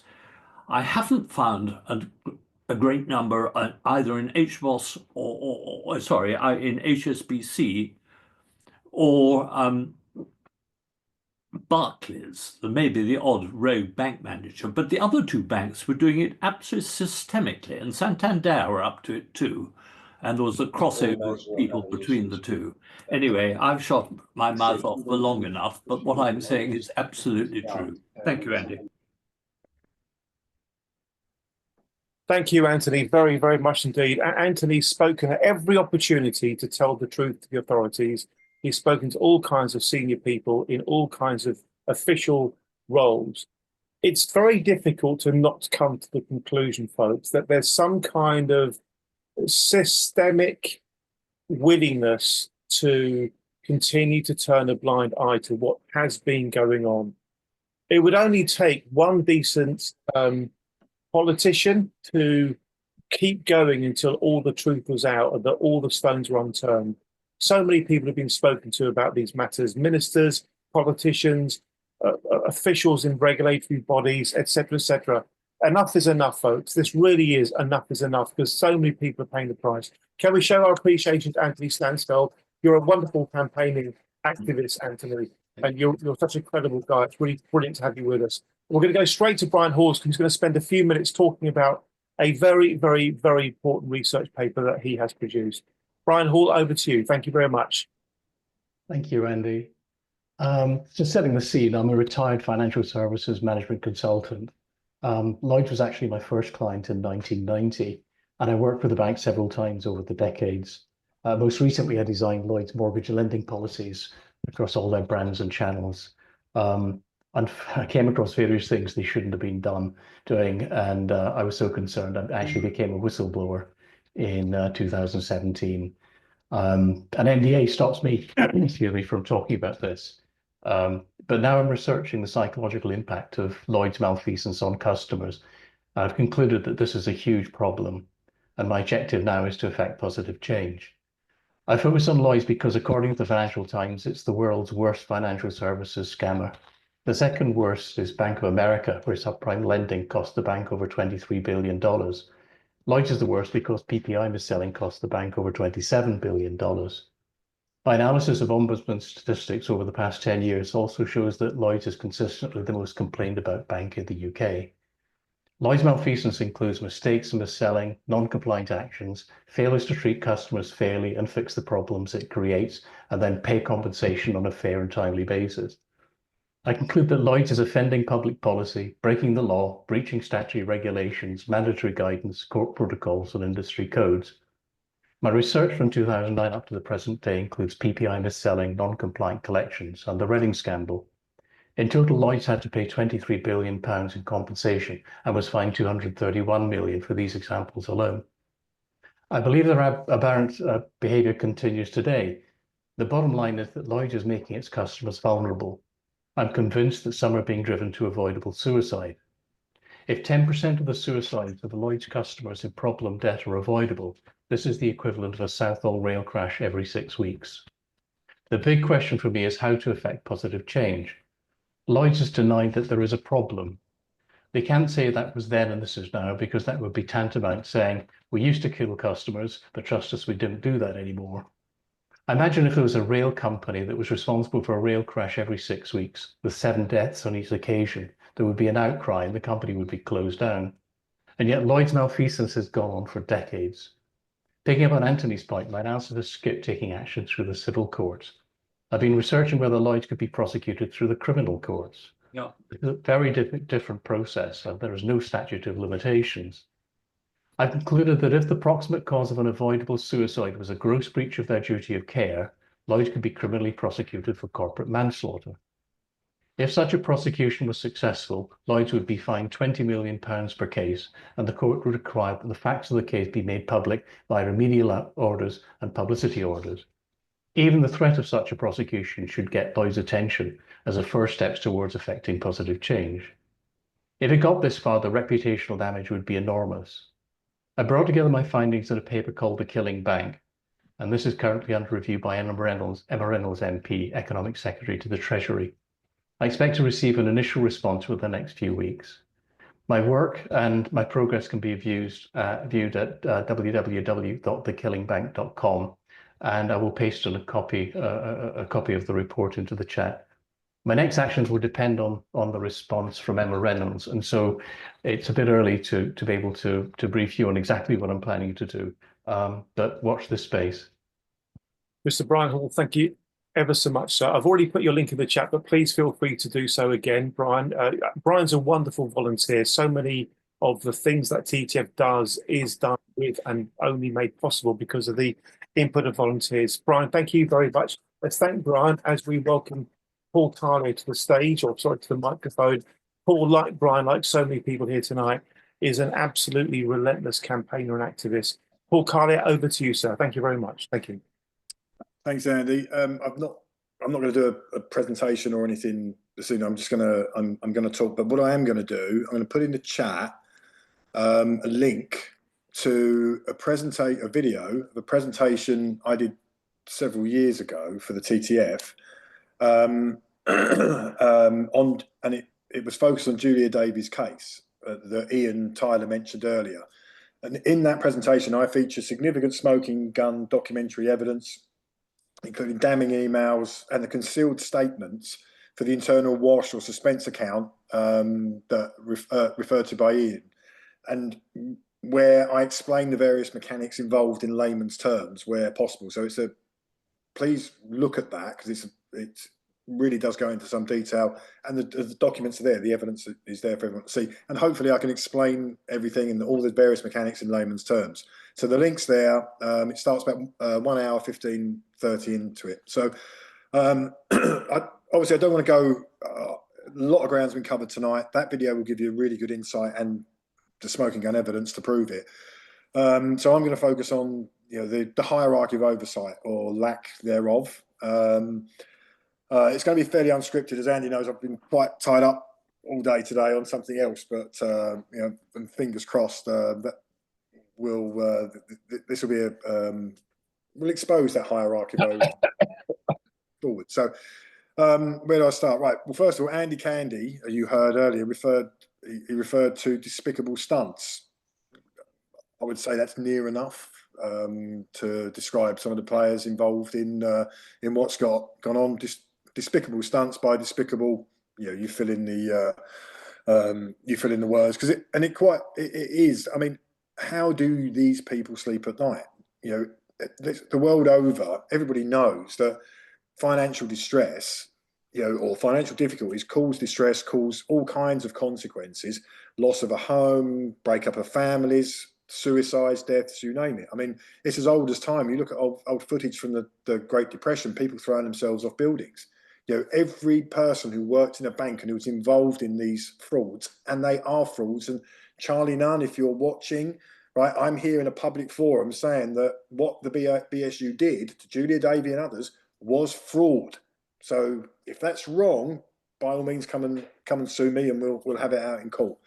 But these were frauds. These people knew what the consequences were, right? You don't need, I mean, you don't need to have a qualification to understand that if you destroy somebody, right, or take away their livelihood, take away their homes, there are going to be catastrophic consequences for those people on a financial, psychological, and potentially fatal basis. But what we see in various documents internally and everything else, I mean, there's a famous victory email that would be circulated by GRG, right, where, you know, these people were literally celebrating internally the bonus or commission they might get for having destroyed somebody. I mean, have these people simply, you know, just focused everything, all compassion, all empathy out of the equation, and believe that that was okay? Extraordinary. But what we've recently, everyone will be aware that the FCA won the judicial review trial, you know, and the judge or the court ordered that they didn't act irrationally. I mean, but the FCA in December stood up in court. I mean, I was there for both days. I know many in here at this meeting tonight were, and they committed multiple counts of perjury. There is no other way to describe it. They blatantly lied to the court. One of them, right, and this one is just extraordinary. The FCA's key defence was that it claimed it had a bad hand to play. So what could it do? You know, we had to do this deal. It wasn't great, but we had such a bad hand. Absolutely false, right? That's not a valid or an honest position when the FCA chose to fold the best hand.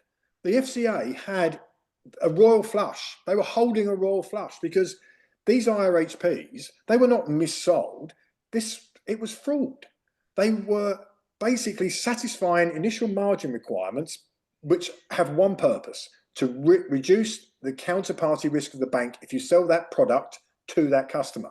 They were satisfying that margin requirement by giving the same customer another credit line, right? So therefore increasing the counterparty risk. And then, and I know Ian and I might differ as to that issue, but we are both in agreement with this, they then concealed that credit line and all of the associated risk from the customer, therefore further increasing the bank's counterparty risk, because obviously it can't be a good thing for the bank if a counterparty they've sold a product to isn't aware of the full risk they're exposed to. I mean, just by definition, this was fraud, right? And I have an opinion from a criminal barrister who had the same, oh, this was mis-selling, you can't go down the fraud route, it's a done deal now. When I explained these mechanics to them and I presented evidence to prove it, and that's how it worked, they said, well, in that case, then it is fraud. Yeah, and it is fraud. It is that simple. So the FCA had a fantastic hand. They had a royal flush. They could have gone to the bank and said, right, we've caught you red-handed, now cough up this, and this, right? But they chose to fold that hand. Now, under pressure from Treasury, because obviously that would, you know, if they played the royal flush hand, and the banks would, you know, two of which were owned by the government, as Ian mentioned, would have to cough up more in redress. So was that the reason they folded the hand? But either way, they stood there in court shamelessly and said, oh, we had a bad hand. I mean, extraordinary, absolutely extraordinary. And, you know, the other thing they claimed in court was that the introduction of the new sophistication criteria in January 2013, which excluded 5,300 customers, all of whom had always been classified retail and therefore non-sophisticated.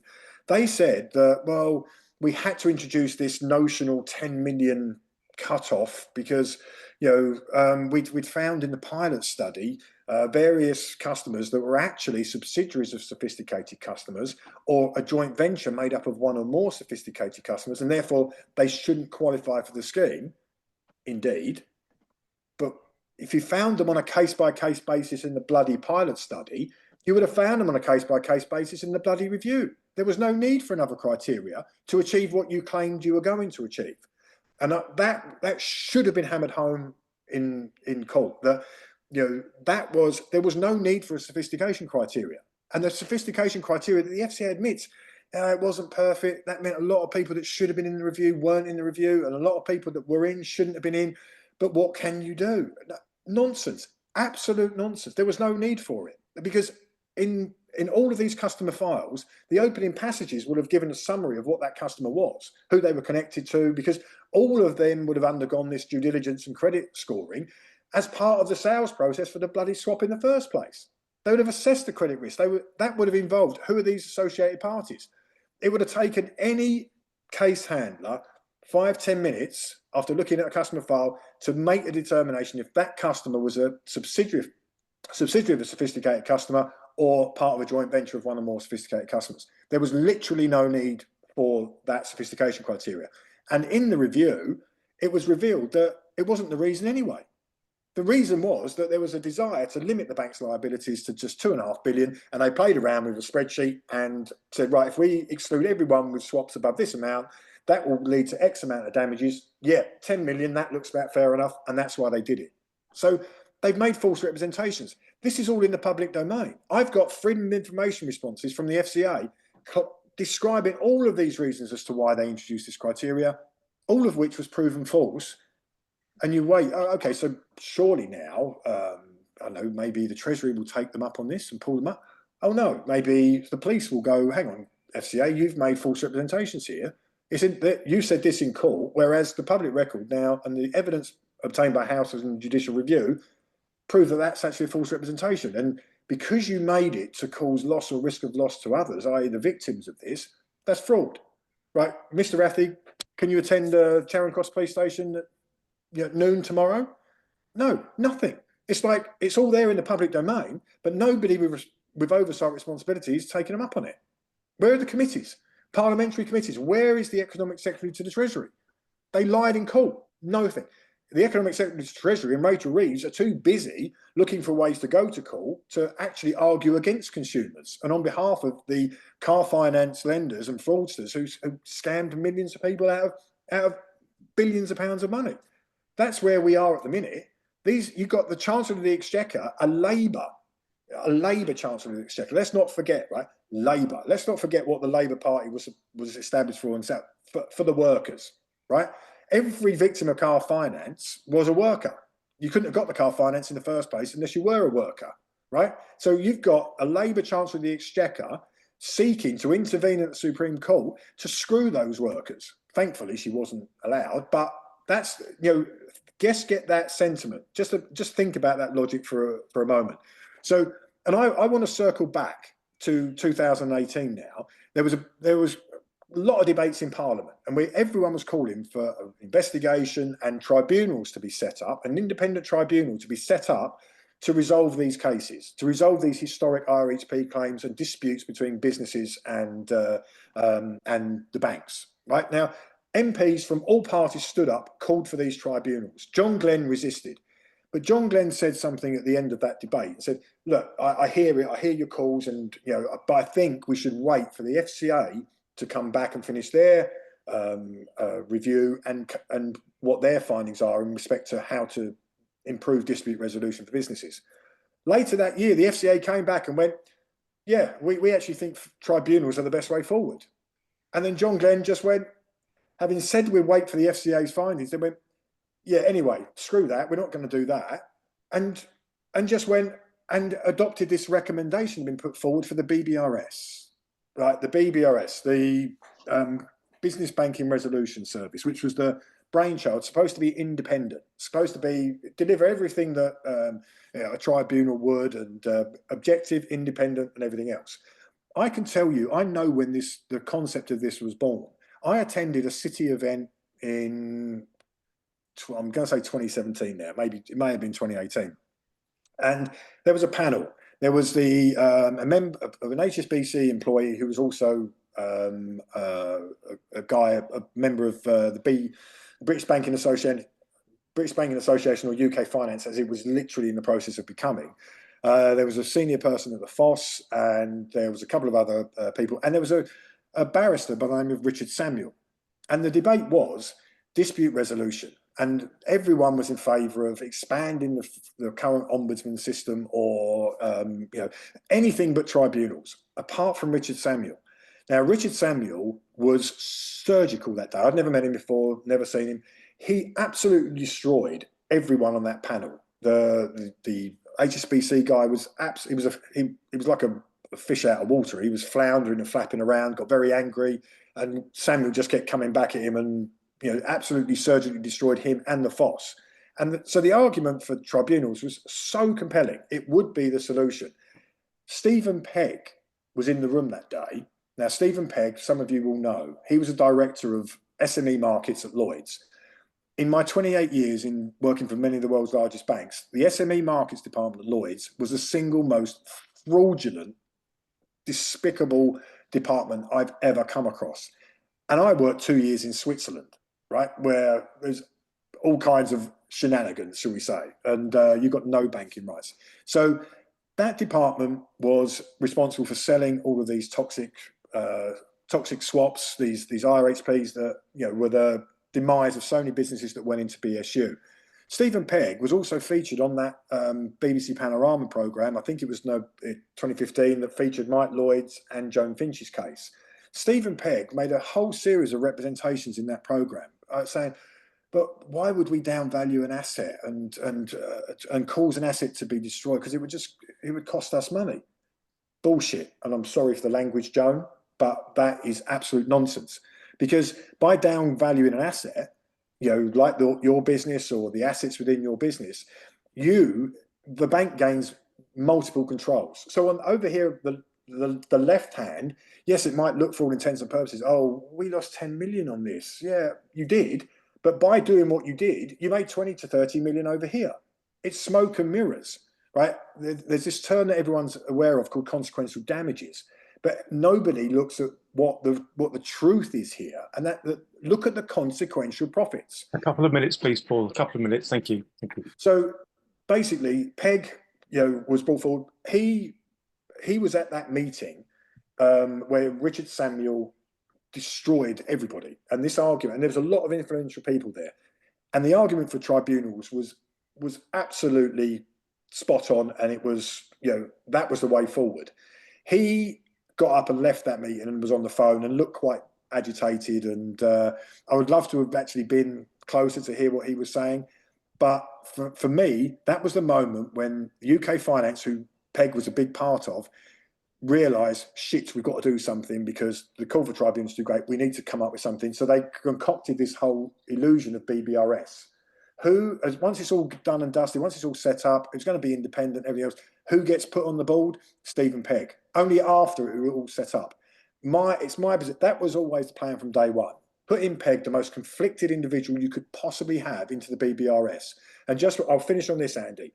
One of the worst salesmen at Lloyds of these toxic pieces of garbage was Declan Marriott, right? Declan Marriott, remember that name. He tried to sell Julia an even more toxic swap than the one they eventually sold in 2007 and again another one in 2010, right? When the IRHP review was established and it was supposed to be all independent and everything else, who did Lloyds put in charge of Gate 4B, which would be the gate that would control consequential damages assessments for those that were accepted into the review? Declan Marriott. He had significant influence and control over that. Nobody got consequential damages because he had control, right? The most conflicted person within the bank, Declan Marriott. When they were setting up the BBRS, who did Lloyds put into the steering panel as their representative? Declan Marriott. When part of the BBRS was that there would be one person at the bank who would be responsible for deciding on these border cases and whether or not they had the ultimate sole discretion on whether a swap case could be part of the scheme. Who did Lloyds put forward? Declan bloody Marriott. The man that sold half of this shit was the person who had the say as to whether or not the victims of this shit could go into the BBRS. Surprise, shock, how many got in? We all know the numbers now. I'll leave it there, Andy. Absolutely fantastic, Paul. Thank you very, very much indeed. Thank you very, very much indeed. There's so much more that we could be covering. We're now going to go straight to Mr. Keith Elliott. Keith, thank you so much for being with us. I think you're actually on holiday right now, but you're not, if you know what I mean. Keith Elliott, over to you. Thank you. Thank you. I'm back from holiday. I was okay, yeah. Listen, I know I've only got 10 minutes because you've told me quite clearly I haven't got long, so I'm not going to waffle on this. I'd just like to say briefly something of my case. Secondly, you asked me to say what was left out of the Panorama programme. And in that, I'm not going to badmouth Panorama. I was. because they did it. Look, they could have done a lot more. Was it perfect? No. Should there have been more? Yes, there should have been. But it's a start, and it's something that we need to develop on. So rather than moaning about it, we've got what we've got. We've got to move forward. Sure, I would have liked some more. And then finally, what's the way forward about this? Because I've heard everybody, and really, I think we need to have some common sense about. Effectively, my company, very successful business, Premier Motor Auctions, 173 million turnover, producing 2.7 EBITDA profits, very successful. We sold a lot of cars, 50,000 cars a year, and I had the DVLA contract from the government. We auctioned every registration number in the UK, and we were selling 28 million pounds of the registration numbers.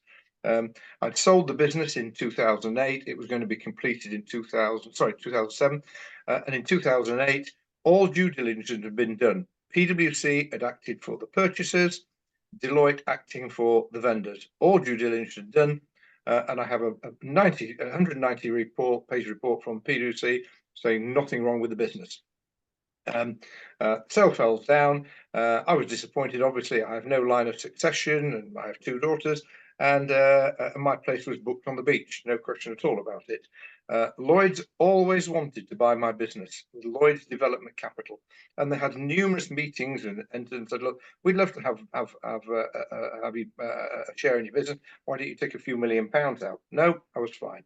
Anyway, we bought a new site in Birmingham, and we needed to dust ourselves off and go forward and develop the site. And I wanted a non-executive director. We were going to double the size of the business. And I was recommended to a certain person. I won't mention his name here because it may well compromise other cases against him. He was introduced as a non-executive director by the bank. I have a letter, telephone calls, the whole lot. And we had a super meeting with this guy. Yes, and he rang the bank that afternoon and said, in principle, it had been agreed. 48 hours later, he came and suggested to me that we put the DVLA money on deposit. We can use the client or the funds as cash flow. And effectively, what he was saying was, let's put the DVLA money on deposit. It's not your money, and we'll increase the overdraft by that amount, and we'll just offset it. It was good. It was good husbandry, and I agreed to that. Anyway, as soon as we did that, remembering that was taking 20% of our turnover, and you take 20% of Tesco's turnover, BBC's turnover, and put it on deposit, you created a hole. Immediately the same day, they increased the overdraft by that amount, and they demanded that I sell the company vigorously and robustly by an administration process. And the person to handle the sale was going to be none other than my non-executive director. It turns out behind the scenes that Lloyds had created a buy side and a sell side, and they were buying it themselves. And they gave me a form to sign, a PwC form to say that I should authorise Lloyds to sell my business with PwC acting as the negotiator. So effectively, had I signed that, I would have just given them the business away. That's what they're trying to do. So in all of this lot, they introduced a so-called non-exec director, who in reality was a shadow director, manipulating events. They orchestrated a sell side and a buy side. And I've had information, or I have all the documentation saying we don't want you to have a salary or a fee income. Basically, they wanted rid of me. I kicked off about it, and in the end, I managed to get somebody to invest the money to take us back to where we were beforehand. And an email was sent to them telling them to change the deal, and the deal was changed, put it into administration, and give Lloyds 15%. Lloyds were going to have my business. They were desperate for it. And at the time, they said it was robust and an excellent business. I was very fortunate. I say fortunate, I use those words advisedly, that I got a liquidator.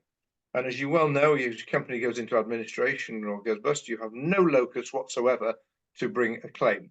You're as good as the next man in the street. But I got a liquidator who started to commence proceedings. I got 10 million of funding to fight this case. 5 million was for AT insurance. That's after the event insurance. And the prosecution started for professional negligence, breach of contractual and fiduciary duty, fraudulent misrepresentation, causing loss by unlawful means, and conspiracy to injure. So this case passed a few tests, and we have the lawyers were working at no win, no fee. We had a funder who put £1.3 million into it. The QC was working on half costs, and the liquidator was working on a no win, no fee. So all I can say is it passed a few smell tests in this case. And 2 weeks before we're about to go to trial, Lloyds and PwC went to the court and said, look, the ATE insurance may not pay out in the event of misrepresentation. And the judge threw it out, but they went to appeal. And the appeal court said, yeah, actually, has there been misrepresentation on the insurance, then it may not pay out. A bit like me saying that, asking the police to stop you, Andy, because you might have misrepresented something on your car insurance. We don't know, but there might just be something there. And so the whole case fell down, and that was it. So that's very simply my case. And I said on Panorama, very simple. Was there a plan to steal my business? Yes or no? And if there was it dishonest, and was it misconduct? The Panorama program, I gave them an awful lot of information, but clearly there was a lot of pressure put on them. Left out of the Panorama, I gave them that BSU is a profit centre, and BSU. This is a letter to Charlie Nunn. And I have BSU as a profit centre, and our shareholders expect us to achieve appropriate reward for supporting our customers through their difficulties. Source: Duncan Parks, head of BSU, in a press announcement to the Financial Times, November 2008. We can't get better than that. BSU had set up an investment division. There was a business plan for the expansion of the BSU team in support of the unit's 3-year plan. This is all internal Lloyds documents, by the way. There were 3 key objectives of the plan, 2 of which were doubling of income for BSU, and second, moving from defenders to strikers. And BSU would nurture an entrepreneurial culture within BSU to establish a mindset more akin to private equity. They would have targets, and BSU would implement strategy from driving value from increasing the number of investments. A bonus structure would be ring-fenced for distribution between the team and any BSU relationship managers closely involved in the generation of associated value. That doesn't get any clearer. And opportunities will not be missed, underlined. I go on. Going forward, there's already a pipeline of deals where equity appears likely, and entry pricing, buying at low value. And the whole purpose, the balanced scorecard of the calendar year, was to maximise the income and gains to BSU. I'm reading from Lloyd's internal documents here. So that's what we have. That's what they were up against. And I see, really, we've heard in this meeting now, we know exactly what was happening. Look, the banks were bust. They'd done some stupid deals, call it whatever you want to do. They were bust, and they were put under pressure. The government knew all about this. I mean, come on, a blind man with a walking stick can see what's happened here. The government put pressure on them. They had to cut the arm off to save the body, and that's what they were doing.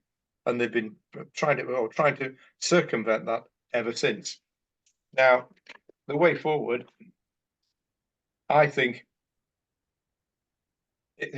Coming back to what PwC, what Panorama didn't do, it was rather disappointing that Panorama allowed Lloyds and PwC to put forward untruthful responses, and they know they were untruthful because I gave them the actual result of what happened.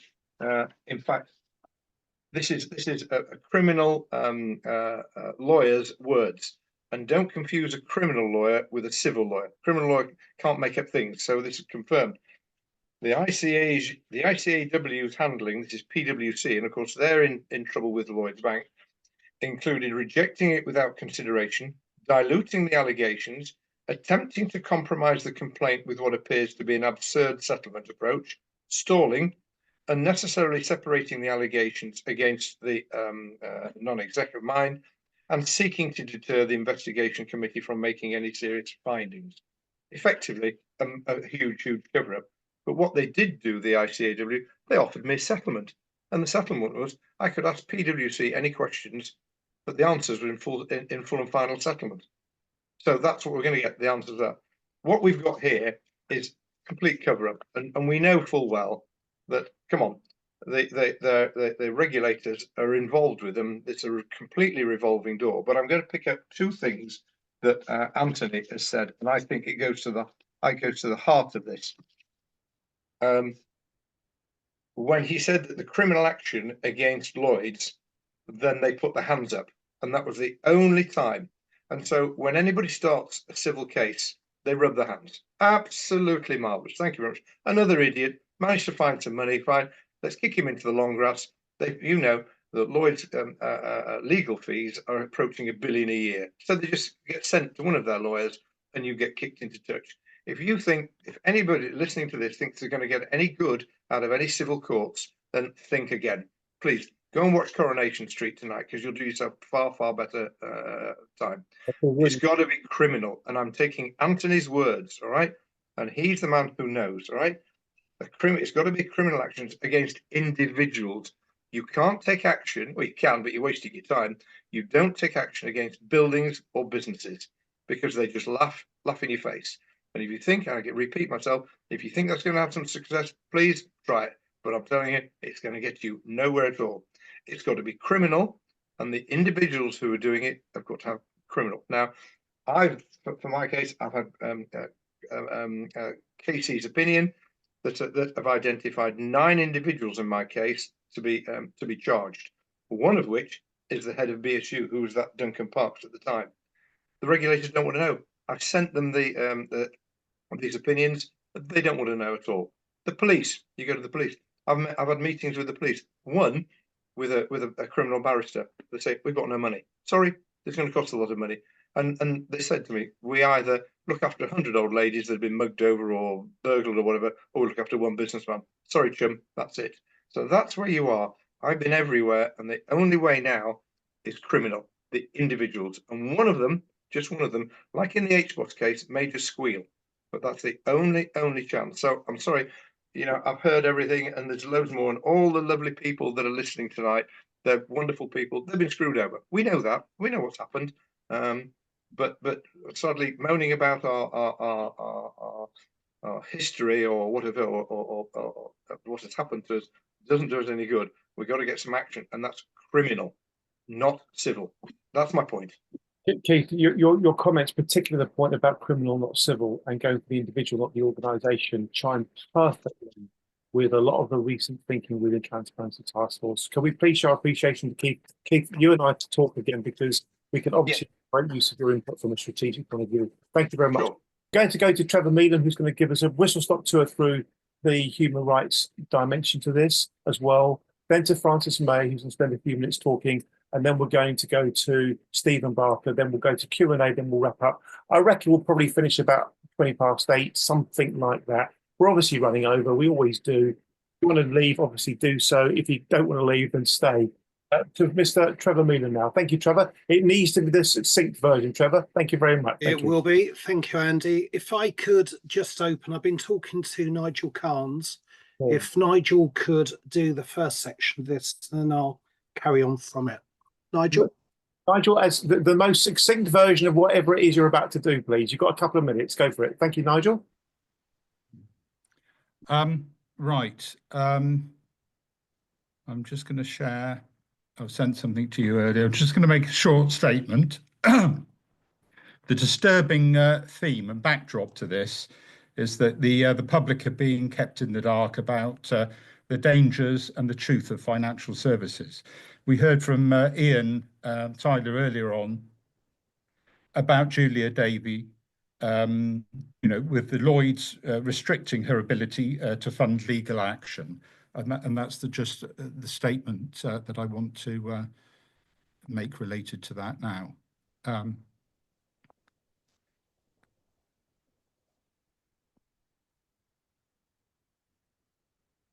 So I'll just read my statement. A joint venture between postmasters and bank victims for cash compensation within 1 year. The problem. A law professor holds confidential information on a technique by which lawyers remove citizens' rights to a fair hearing. The technique uses all the tricks we're familiar with. totally without merit, ECRO, adverse costs, etc. The technique involves money laundering. In confidential US proceedings, Anglo-American law firms admitted using UK courts to deceive anti-money laundering authorities. The US courts ruled the law firm's involvement criminal. The technique is the reason fraudsters win in UK courts. But its concealment keeps victims unaware that when they go to court, they're walking into a trap. They are puzzled that courts bankrupt victims and reward fraudsters, but can't understand why, because the technique is concealed. The solution: Parliament could solve the problem. Parliament is sovereign. It could outlaw adverse costs, as the US does.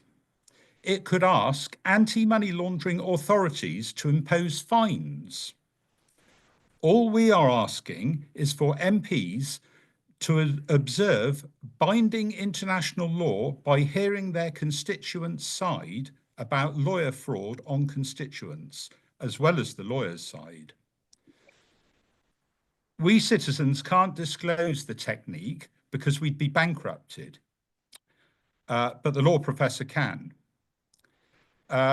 So what everybody needs to do, what you need to do, I ask everybody here that reads this to email me, and here's my address, nj.cairns@tiscali.co.uk, just to say simply, I pledge to demand that my MP hears the law professor's disclosure of the technique. Postmasters have agreed to email every MP with the same demand. It would be a joint venture. Anyone who made the pledge would be first in line for international whistleblower awards from the fines which powerful anti-money laundering authorities can impose for collusion in the technique. And that's it, Andy. Thank you. Very much. I think you took us a bit off topic there, Nigel, but it was interesting stuff anyway. We can go straight to Trevor Meelan. Trevor, thank you. Thanks, Andy. Can I say, to begin with, where's everybody's videos that should be getting posted on Canadian social media, starting when Mr. Carney was at the Bank of England, blah, blah, blah, my business. Moving on. So Andy gave me the short straw of human rights. So here we go. State-enabled banking fraud and systemic human rights abuses in the UK. And this is where I think we can get them. Building on the important points Nigel has just raised about getting the MPs involved, one of our victims, Alan Richards, who's been extremely ill, once said to me, Trevor, it's fine having all these experts, but they haven't got a voice in Parliament. Our MPs have. So I support what Nigel is saying there. I see that the crimes are happening because we've got three silos. Silo one is the bankers and their lawyers are very predatory. They do bait and switch, aggressive, unfair terms in consumer contracts, fraud, bribery, false instruments, perjury, hearsay, etc. And that's how they do a lot of these court cases. We've then got silo two, which is misconduct in public office, i.e. malfeasance, unlawful intentional act, loss of public trust. You've got nonfeasance, which is failure to act when there is a duty to do so, leading to harm or loss. And then you've got misfeasance, the lesser one, when a public official acts legally, but in a way that causes harm due to improper execution of their duties, i.e. police, regulators, some politicians, some judiciary, including High Court judges. This brings us to silo three. Silo three is silo one, what the bankers and the lawyers do, and then silo two, the misconduct, where we're not looked after by the public officials. So if we look at the human rights that's being abused, we've got the European Court of Human Rights. I've now got a certificate of exhaustion. So I've exhausted the UK courts. I've now got 3 months remaining to get a case into the European Court, Strasbourg. And the things that I'll be looking at are ECHR Protocol 1, Article 1, the right to peaceful enjoyment of possessions and property. At the heart of the crisis is the theft and torment for unjust enrichment and of deprivation of victims' property through fraudulent banking practices. This includes bait and switch fraud, which comes under the 2006 Fraud Act. There have been prosecutions, the Theft Act 68. You've got secret commissions, the Bribery Act 2010. You've got rigged valuations, you've got unfair terms in consumer contracts. These crimes systemically strip SMEs and individuals of their assets, violating victims' right to peaceful possession of property, which is ECHR Article 1, Protocol 1.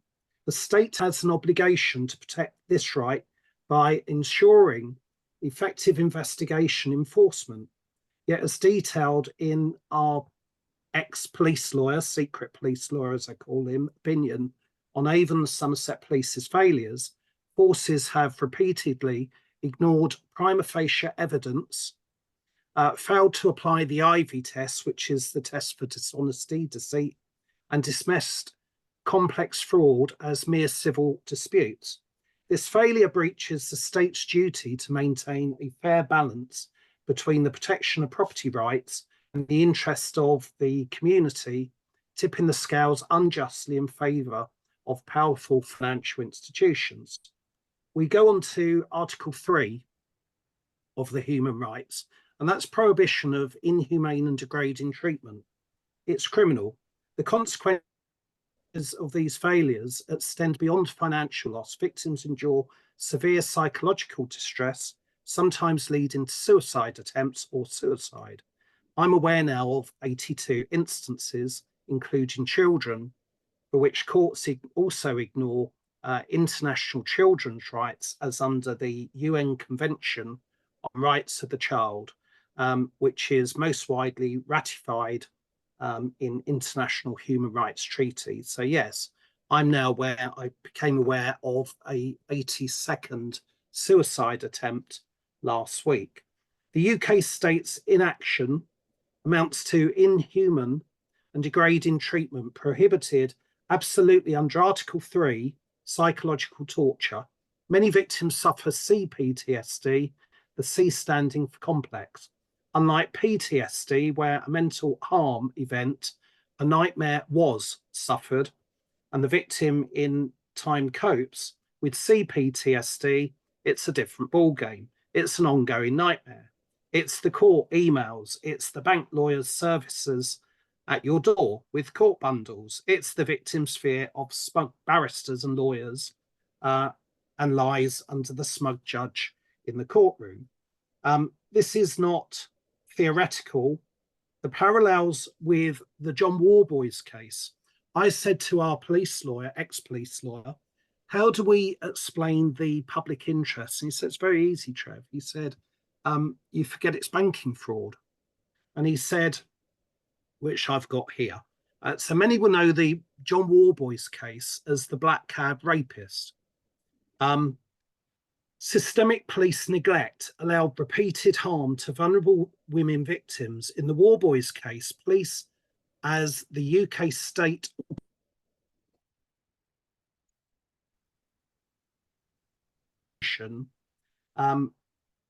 attack when it reached the 10th, 11th lady. Instead, and further 90 women suffered due to police failure. 400 complaints were also put to Sue Mount Stevens, the stupid woman police crime commissioner at Avon, Somerset.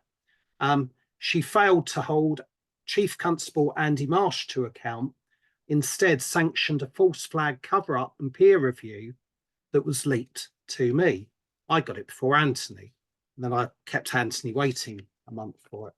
But furthermore, PCC Mark Shelford, who we had hope in, another useless whatnot, failed to hold his chief, Sarah Crew, to account, and brought in Rachel Shields, who admitted in cases that they should have gone to the NCA.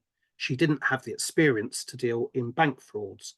Also, the Assistant Chief Constable, Will White, covered up the frauds, admitting that they didn't even know what the test of for deceit, the Ivy test, was. So here too, the police and the regulators' failure to act on economic crimes constitutes a dereliction of duty and a violation of human right dignity, such as the prohibition of torture, Article 3, and the right to respect the private and family life. Because when you're at home and you're getting the solicitor bits through, the bundles and the bailiffs and all that, obviously it's an infringement on your private and family life, which is ECHR 8. Again, it's criminal. Human dignity is also at the core fundamental value in broader European rights frameworks, including the EU Charter of Fundamental Rights, which explicitly states that human dignity must be protected and respected, especially as police swear oath to be non-biased and to uphold fundamental human rights, which they don't. Article 6, the right to a fair trial. So going back to what Nigel was saying, victims face a rigged legal system, as Keith was saying.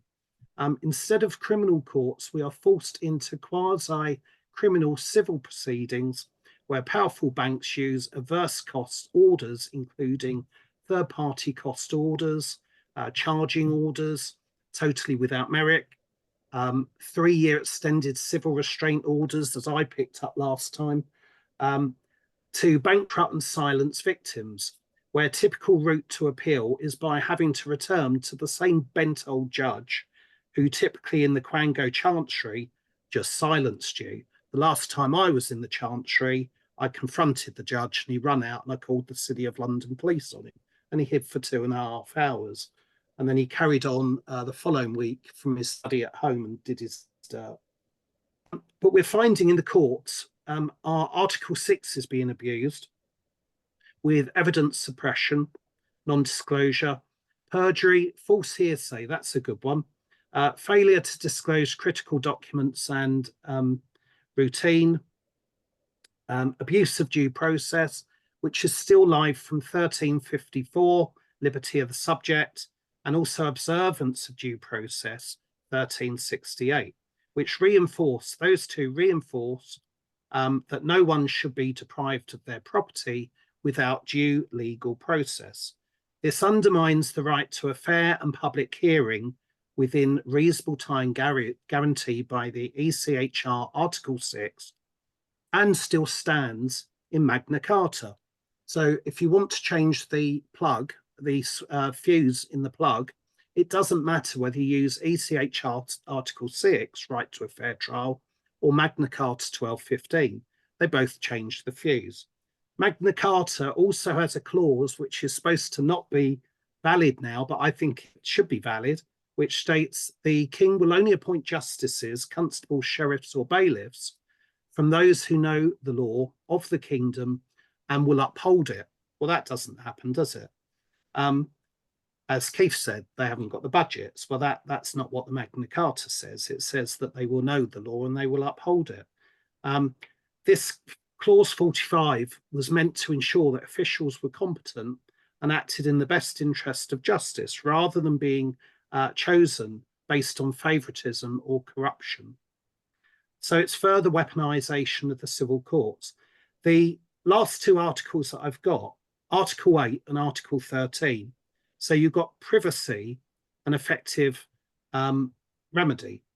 The state also breaches victims' rights to respect for private and family life, Article 8, by obstructing access to personal data and data subject access request.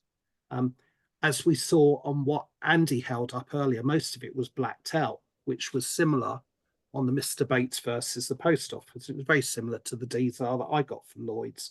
They might as well just sent a load of black paper through. Oh, okay. Lack of effective remedies should allow us ECHR 13, and that gives us the right to go to higher courts. So if we can't get a leapfrog from the High Court to the Supreme Court, then you can get what's called a certificate of unlawful development, which is what I've got here. So due to misconduct of the police, regulators, judiciary perpetrates impunity, victims are trapped in a cycle of abuse with no independent oversight or accountability. As victims, I think Trevor's signal's dropped out there. I can see Jones nodding. Let's hope Trevor returns shortly. Meanwhile, what we'll do quickly is go to Francis May and then to Stephen Barker. Trevor, if you do come back, we'll try to plug you in at the very, very end. Okay, thank you. Can we show our appreciation to Trevor, even though he may not be able to see it? And can we quickly go to Francis May? Francis May, then Stephen Barker, just for a few quick thoughts from Francis and Stephen. Thank you. Thank you so much, Andy, and thank you for an absolutely superb programme and for putting it together this evening. Just immense, the work that's involved, I'm aware, and to everyone who's spoken.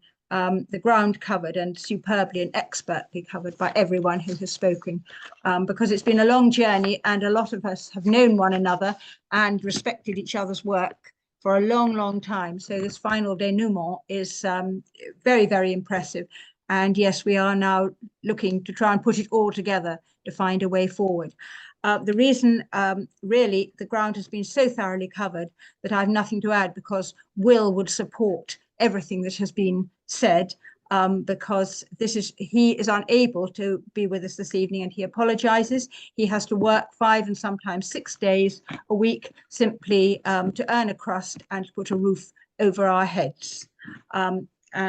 So he has worked solidly and without holidays for many years now on this very subject. And as you all know, he has done really well and has a body of evidence to put forward to support everyone's cases and all the wrongdoing. But his main message for this evening was that the cover-up really equals in seriousness the frauds and the wrongdoing of the banks. And that should not be overlooked. And that indeed has been covered this evening. So that was really, I won't take any more of your time. It's been a long evening, but wonderful to see everyone and absolutely brilliant. Thank you all. Francis, thank you. It was lovely to chat to you, Francis. Lovely to meet yourself and William in Parliament some months ago. William and Francis accumulated a huge amount of evidence and testimony by way of various press releases and statements and papers and so on and so forth. And we're very happy to work with Francis and William to try to make it available through a website. So we'll be talking about that, Francis. If you can arrange for William and yourself to contact Chelsea to get that organised, let's have that conversation. What you're doing is fantastic. Thank you very, very much. Thank you. We'll do exactly that, Andy. Thank you very much. We'd appreciate your help. Spot on. Thank you. And now we're going to go last, but certainly not least, to Mr. Stephen Barker. Then we'll throw it open. Stephen's been, like so many of you, a very, very busy volunteer behind the scenes doing all kinds of ever so useful stuff. Lots of other people have been doing the same. You know who you are. Stephen Barker, the most succinct version of what you can say, please. Thank you very much. Thank you. Right, I've started the timer, so I'm for sure I'll be off in 5 minutes. Thank you, everybody. Yes, I was going to come at this piece on policing through contacts with TTF has made, indeed, with the Institute of Policing, which is based out of Stoke University. And the reason for that is there is now a body of academic, shall we say, players or actors who are looking seriously at policing policy within the UK, particularly with regard to fraud. It's undoubtedly strange when the Minister for Security gave evidence to the Home Office committee and couldn't answer certain questions and offered to write to the committee, which he subsequently did. And the first question was, why is less than 1% of UK police resources being spent on tackling fraud, and what percentage should be spent on it? And I have to say, the written answer from the Minister doesn't answer that question. It just then goes into giving opinions about all sorts of things, which have got nothing to do directly with fraud, but other priorities. However, he does say that because this is now what the government are doing, they have committed 18.4 billion in 2024-25, an increase of 842.9 million to policing. But the responsibility for this and priorities rests not with him, but with police and crime commissioners to set the budget they wish to set. So immediately, this is now dissipated. The whole question of fraud is dissipated amongst the various police forces in the country, England and Wales. I'm only talking about England and Wales. And unfortunately, we do have a former commissioner on our group, and we understand the ins and outs of being a commissioner and the unfortunate experience they had with their particular case. Unfortunate in the sense that it cost that police authority £7 million, and because it was an exceptional case, they hoped the Home Office would provide additional funding.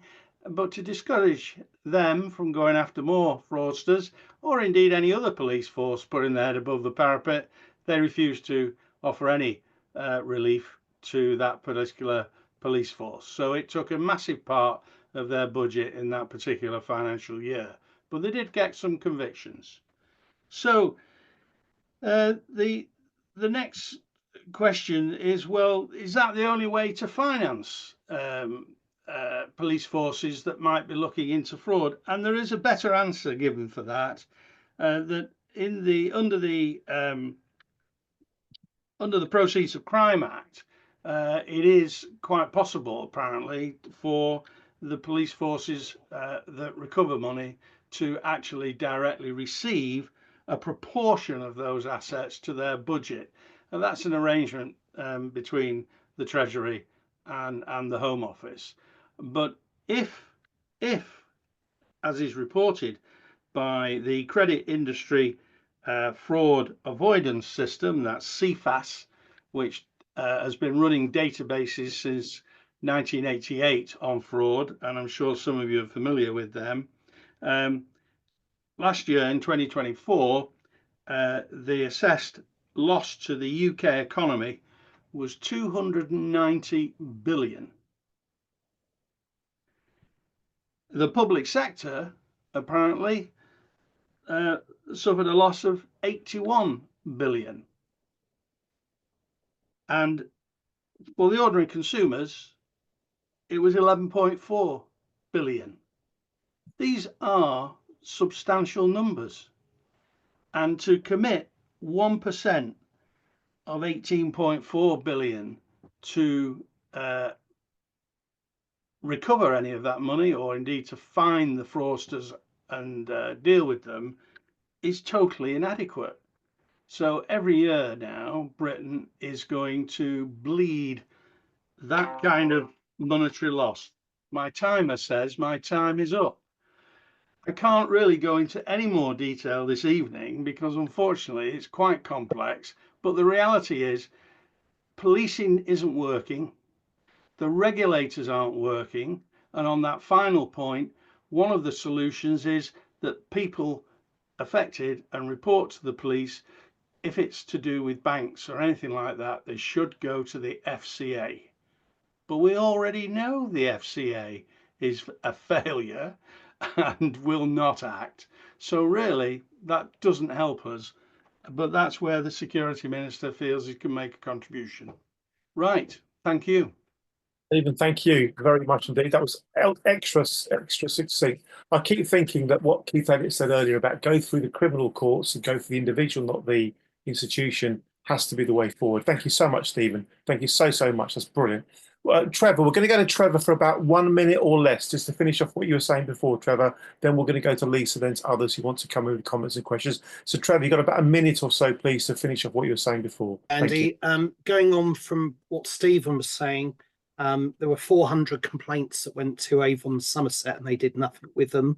We managed to get 30 impact statements. Rather than doing it as fraud, we did it as crime against humanity. We got 13 through national police forces to SO15. We elevated above Mark Rowley and it went to Met Legal Services. Brilliant.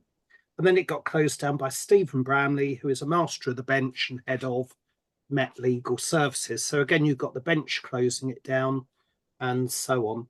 But Yes, I think that's probably about it. But yes, I think going back to what Nigel was saying, there's a good opportunity to stand with the postmasters and try and get the MPs voicing what our experts are saying in the House of Commons. And if that doesn't work, then we look at the European courts and we look at mandamus orders for public officials and get them doing what they should do or hold them criminally accountable. There you go. Peter, sorry, forgive me, not Peter. Trevor, thank you very much indeed, Trevor, for preparing and delivering that. Thank you. We're now going to go to, thank you very much, Trevor. We're now going to go to the sort of Q&A comments bit for those of you with the stamina to stay and carry on. This is an important part of our meeting. We'll go to Lisa King first of all. Can I please invite everybody that wants to say something to do so as succinctly as possible? Thank you very much indeed. Lisa, to you. Thank you. Hi, Andy. Hello, everybody. My name is Lisa King. Some of you on this meeting who are still here may know my case. Some of you may not. That is irrelevant. At the end of the day, I and my husband, who is no longer with me, are victims of Lloyds Banking Group, and it is that that brings us all together. So this is to Mr. Charlie Nunn, if you care to watch this. I am here from my hospital bed. On the 10th of April, I had a very serious fall. I fractured my femur and shattered my knee and dislocated my shoulder. I had an operation that lasted 6 hours to fix my knee and my leg.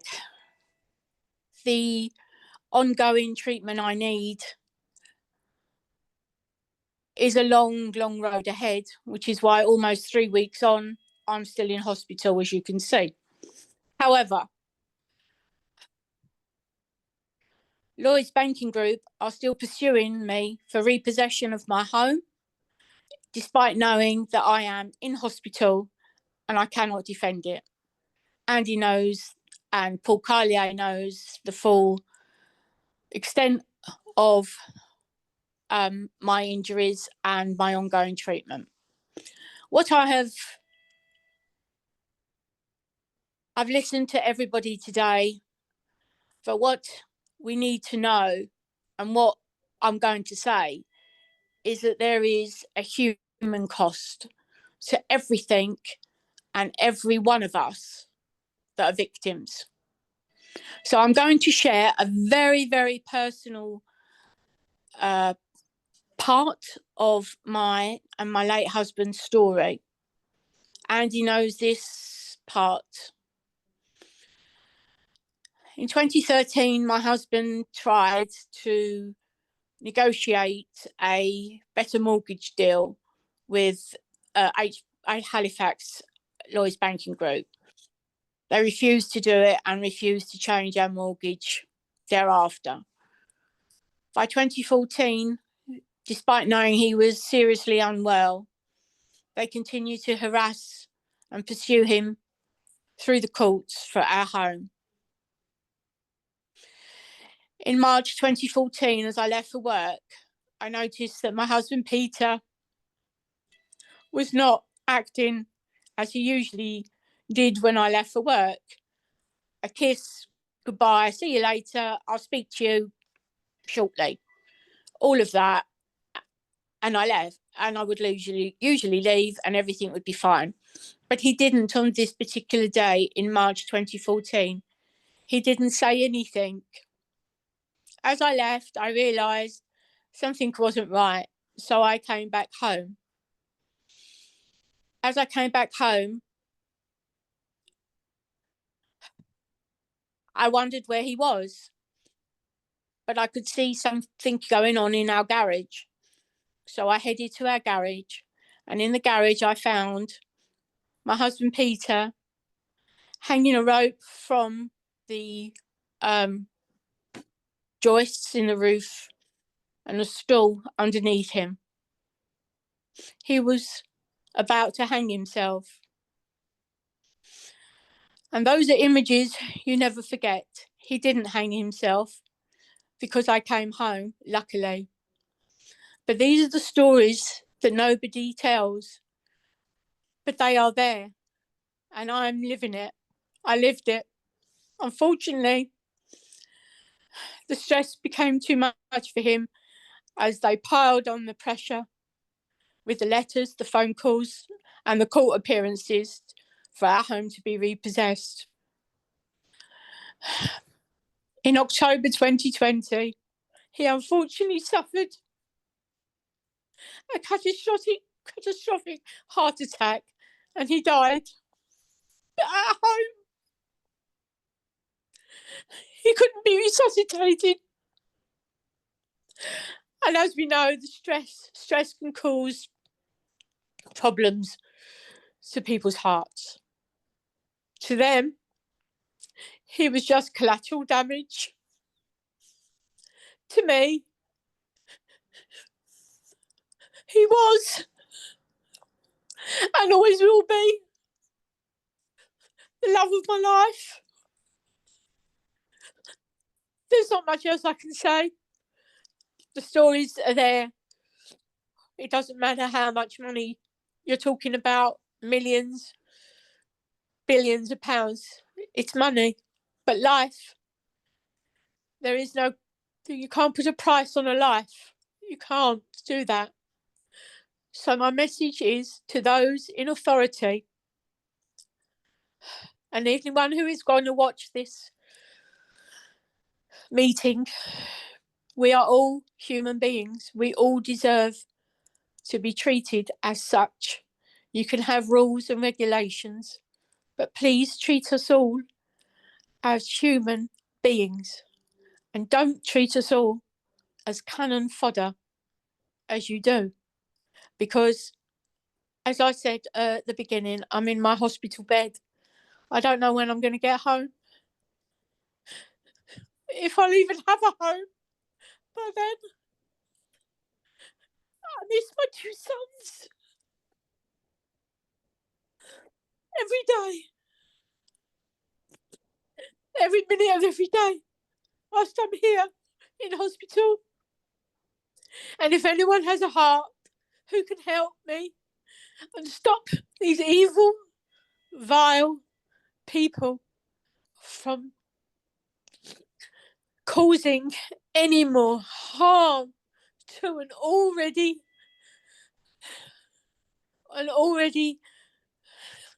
distressed family, speak to Andy, or please tell my story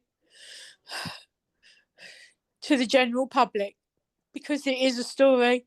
It's a story of how 1 minute you have a life and a home and you're just getting on with everyday stuff, and the next minute you're finding your husband or tying a noose around a joist in your home to take his own life because they simply wouldn't change the interest rate on our mortgage, despite knowing the FCA were in their offices investigating them for doing just that, and are on the fine is on the violation tracker that Andy showed you at the beginning, where the FCA fined them originally £95 million.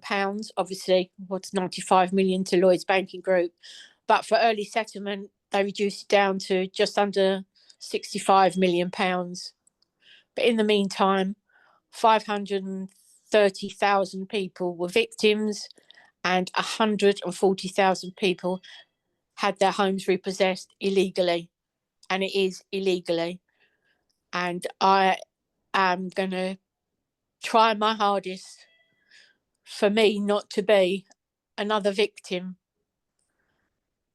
again and again and again, because they all know what they're doing, and this is the reality of people hanging ropes around joists and planning to take their own lives, and families destroyed for what? For promotion, for a bonus. Take a good look at yourselves in the mirror and think, am I that person? Or should I be doing that? No, you shouldn't be doing that. You're a disgrace. That's it, Andy. I'm sorry, I've waffled on too much. But thank you for giving me the platform. Look, Lisa, thank you. Folks, just to give you an idea of the kind of person Lisa is, a few weeks ago, she had a court hearing about her home being repossessed. I was checking with Lisa, I think the day before, a couple of days before. I said, are any of your sons going with you? And she said, no, I wouldn't want to put them through that. And that one simple response tells you all there is to know about the sweetness in the soul of Lisa King. I've heard a recording of her late husband Peter's pleas with Lloyds Bank, trying to get them to behave in a humane way. But please don't misunderstand this, folks. This is not a case of people getting into arrears, refusing to pay the bank. This is a case of a bank and a regulator not doing what they are supposed to do in the particular situation. Lloyd's tried to make out Lisa was like the only one in that situation. I think I'm right in saying, Lisa, the number doesn't matter, but there are like 30,000 other people who had also not been dealt with correctly as far as the how to deal with a vulnerable customer situation is concerned.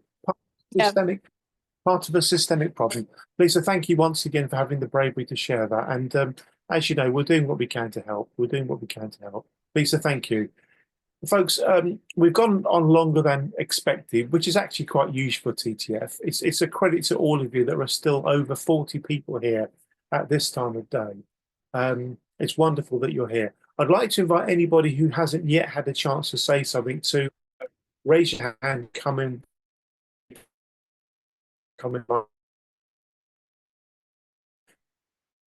Please be as succinct as first of all. Yasmin, please take yourself off mute.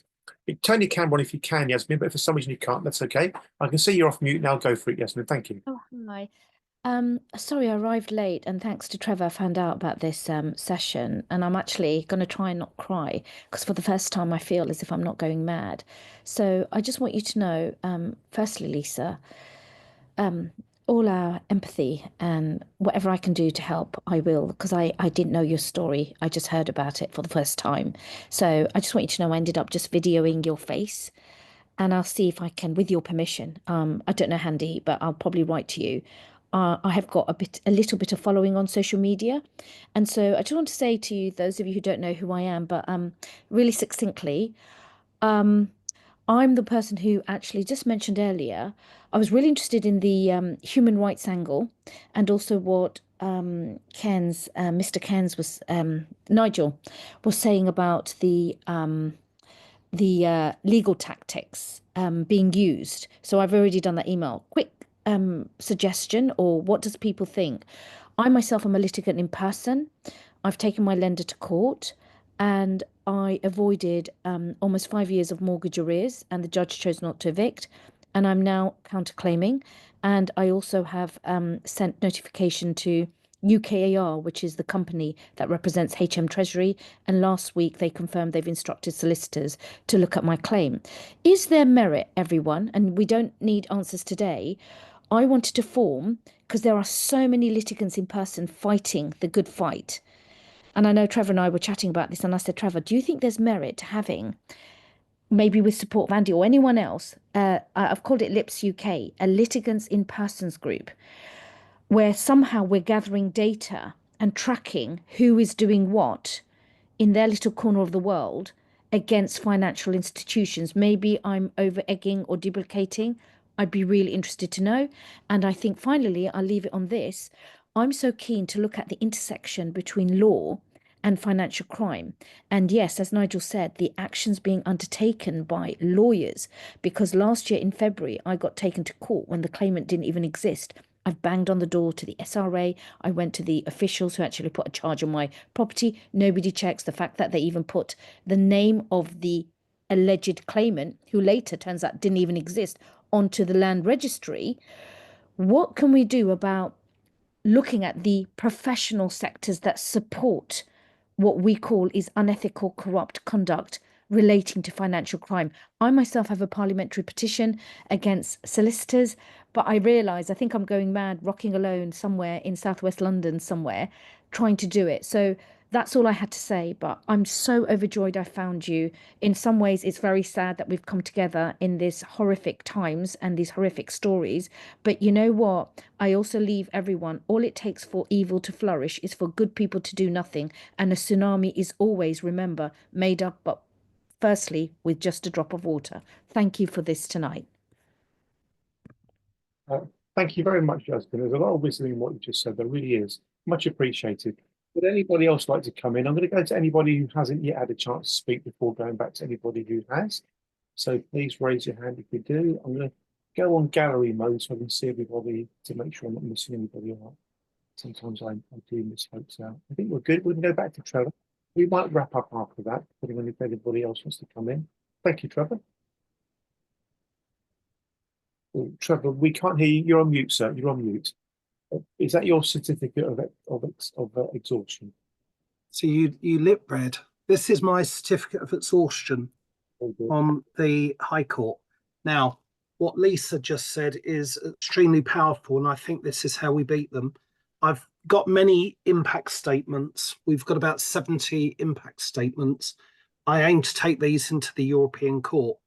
So, Lisa, I don't know if it's possible, and I know you're under a lot of pressure, but if people haven't done an impact statement, which is very different to doing your case study, the impact statement is probably the hardest one that you'll do. It'll bring up the bad memories.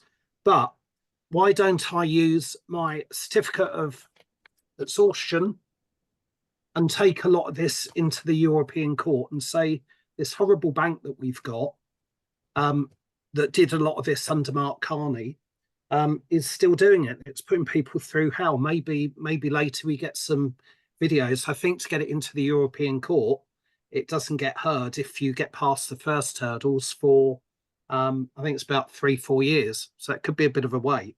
But why don't we, if we've got an opening into the European Court, why don't I take in whatever I can, the Op Meadow files, the police failure, the whole lot of it, and try and get Europe to put our government under the spotlight. So if anybody wants to reach out, I've got up there, I've got several of the impact statements. They're quite good because they're quite hard reading. And I think the very hard cases like Lisa's are the ones that are actually going to be the strongest way that collectively we beat this, because it shows it's systemic and it shows that our government and our police, the organs of the government, have allowed it to happen, and they're still allowing it to happen. And you can't turn human rights or stories like Lisa's into civil. So that's me. So if anybody wants to reach out, I think we should push the human rights angle more and get more of these impact statements in front of the politicians. And if they won't deal with it here, let's put our politicians under the spotlight in the European courts. There we go. That's my bit. Well, thank you very much. I've just put a note in the chat, Trevor, saying please share your email address in the chat if you're happy to, because that's going to one of 120 people together, in fact, and then they can contact you if they'd like to contact you about the idea of including that impact statement in the folder that you're developing. I think Martin White might want to come in because I just didn't take himself off mute. Yes, please, Martin. To you next. Thank you. You're quite right, Andy. Throughout the session, I've seen a few little appeals within the chat about the need to have a bit of a what to do type discussion. And I know this will be in through your mind every second of the day. I totally appreciate this. I am wondering the extent to which this has been or could be drawn to the attention of, first of all, the Treasury Select Committee. And because I do believe that their leadership is quite open-minded at the current time. And the second thing is, we haven't mentioned the APPG. To what extent is the APPG, if you like, on top of today's discussion? I think there's no reason to not invite both the Treasury Committee and the APPG and its members to take a look at what we've covered tonight. I think that this has been a very powerful event. I know I'm biased. I think it's been a very powerful event. Let's just recap. We had all that forensic banker testimony from Ian Tyler, from folks like Keith Elliott, Paul Carlier, Andy Candy, Joan Finch, real provable cases where the evidence is overwhelming that somebody somewhere, one of the banks, Lloyds in most cases, has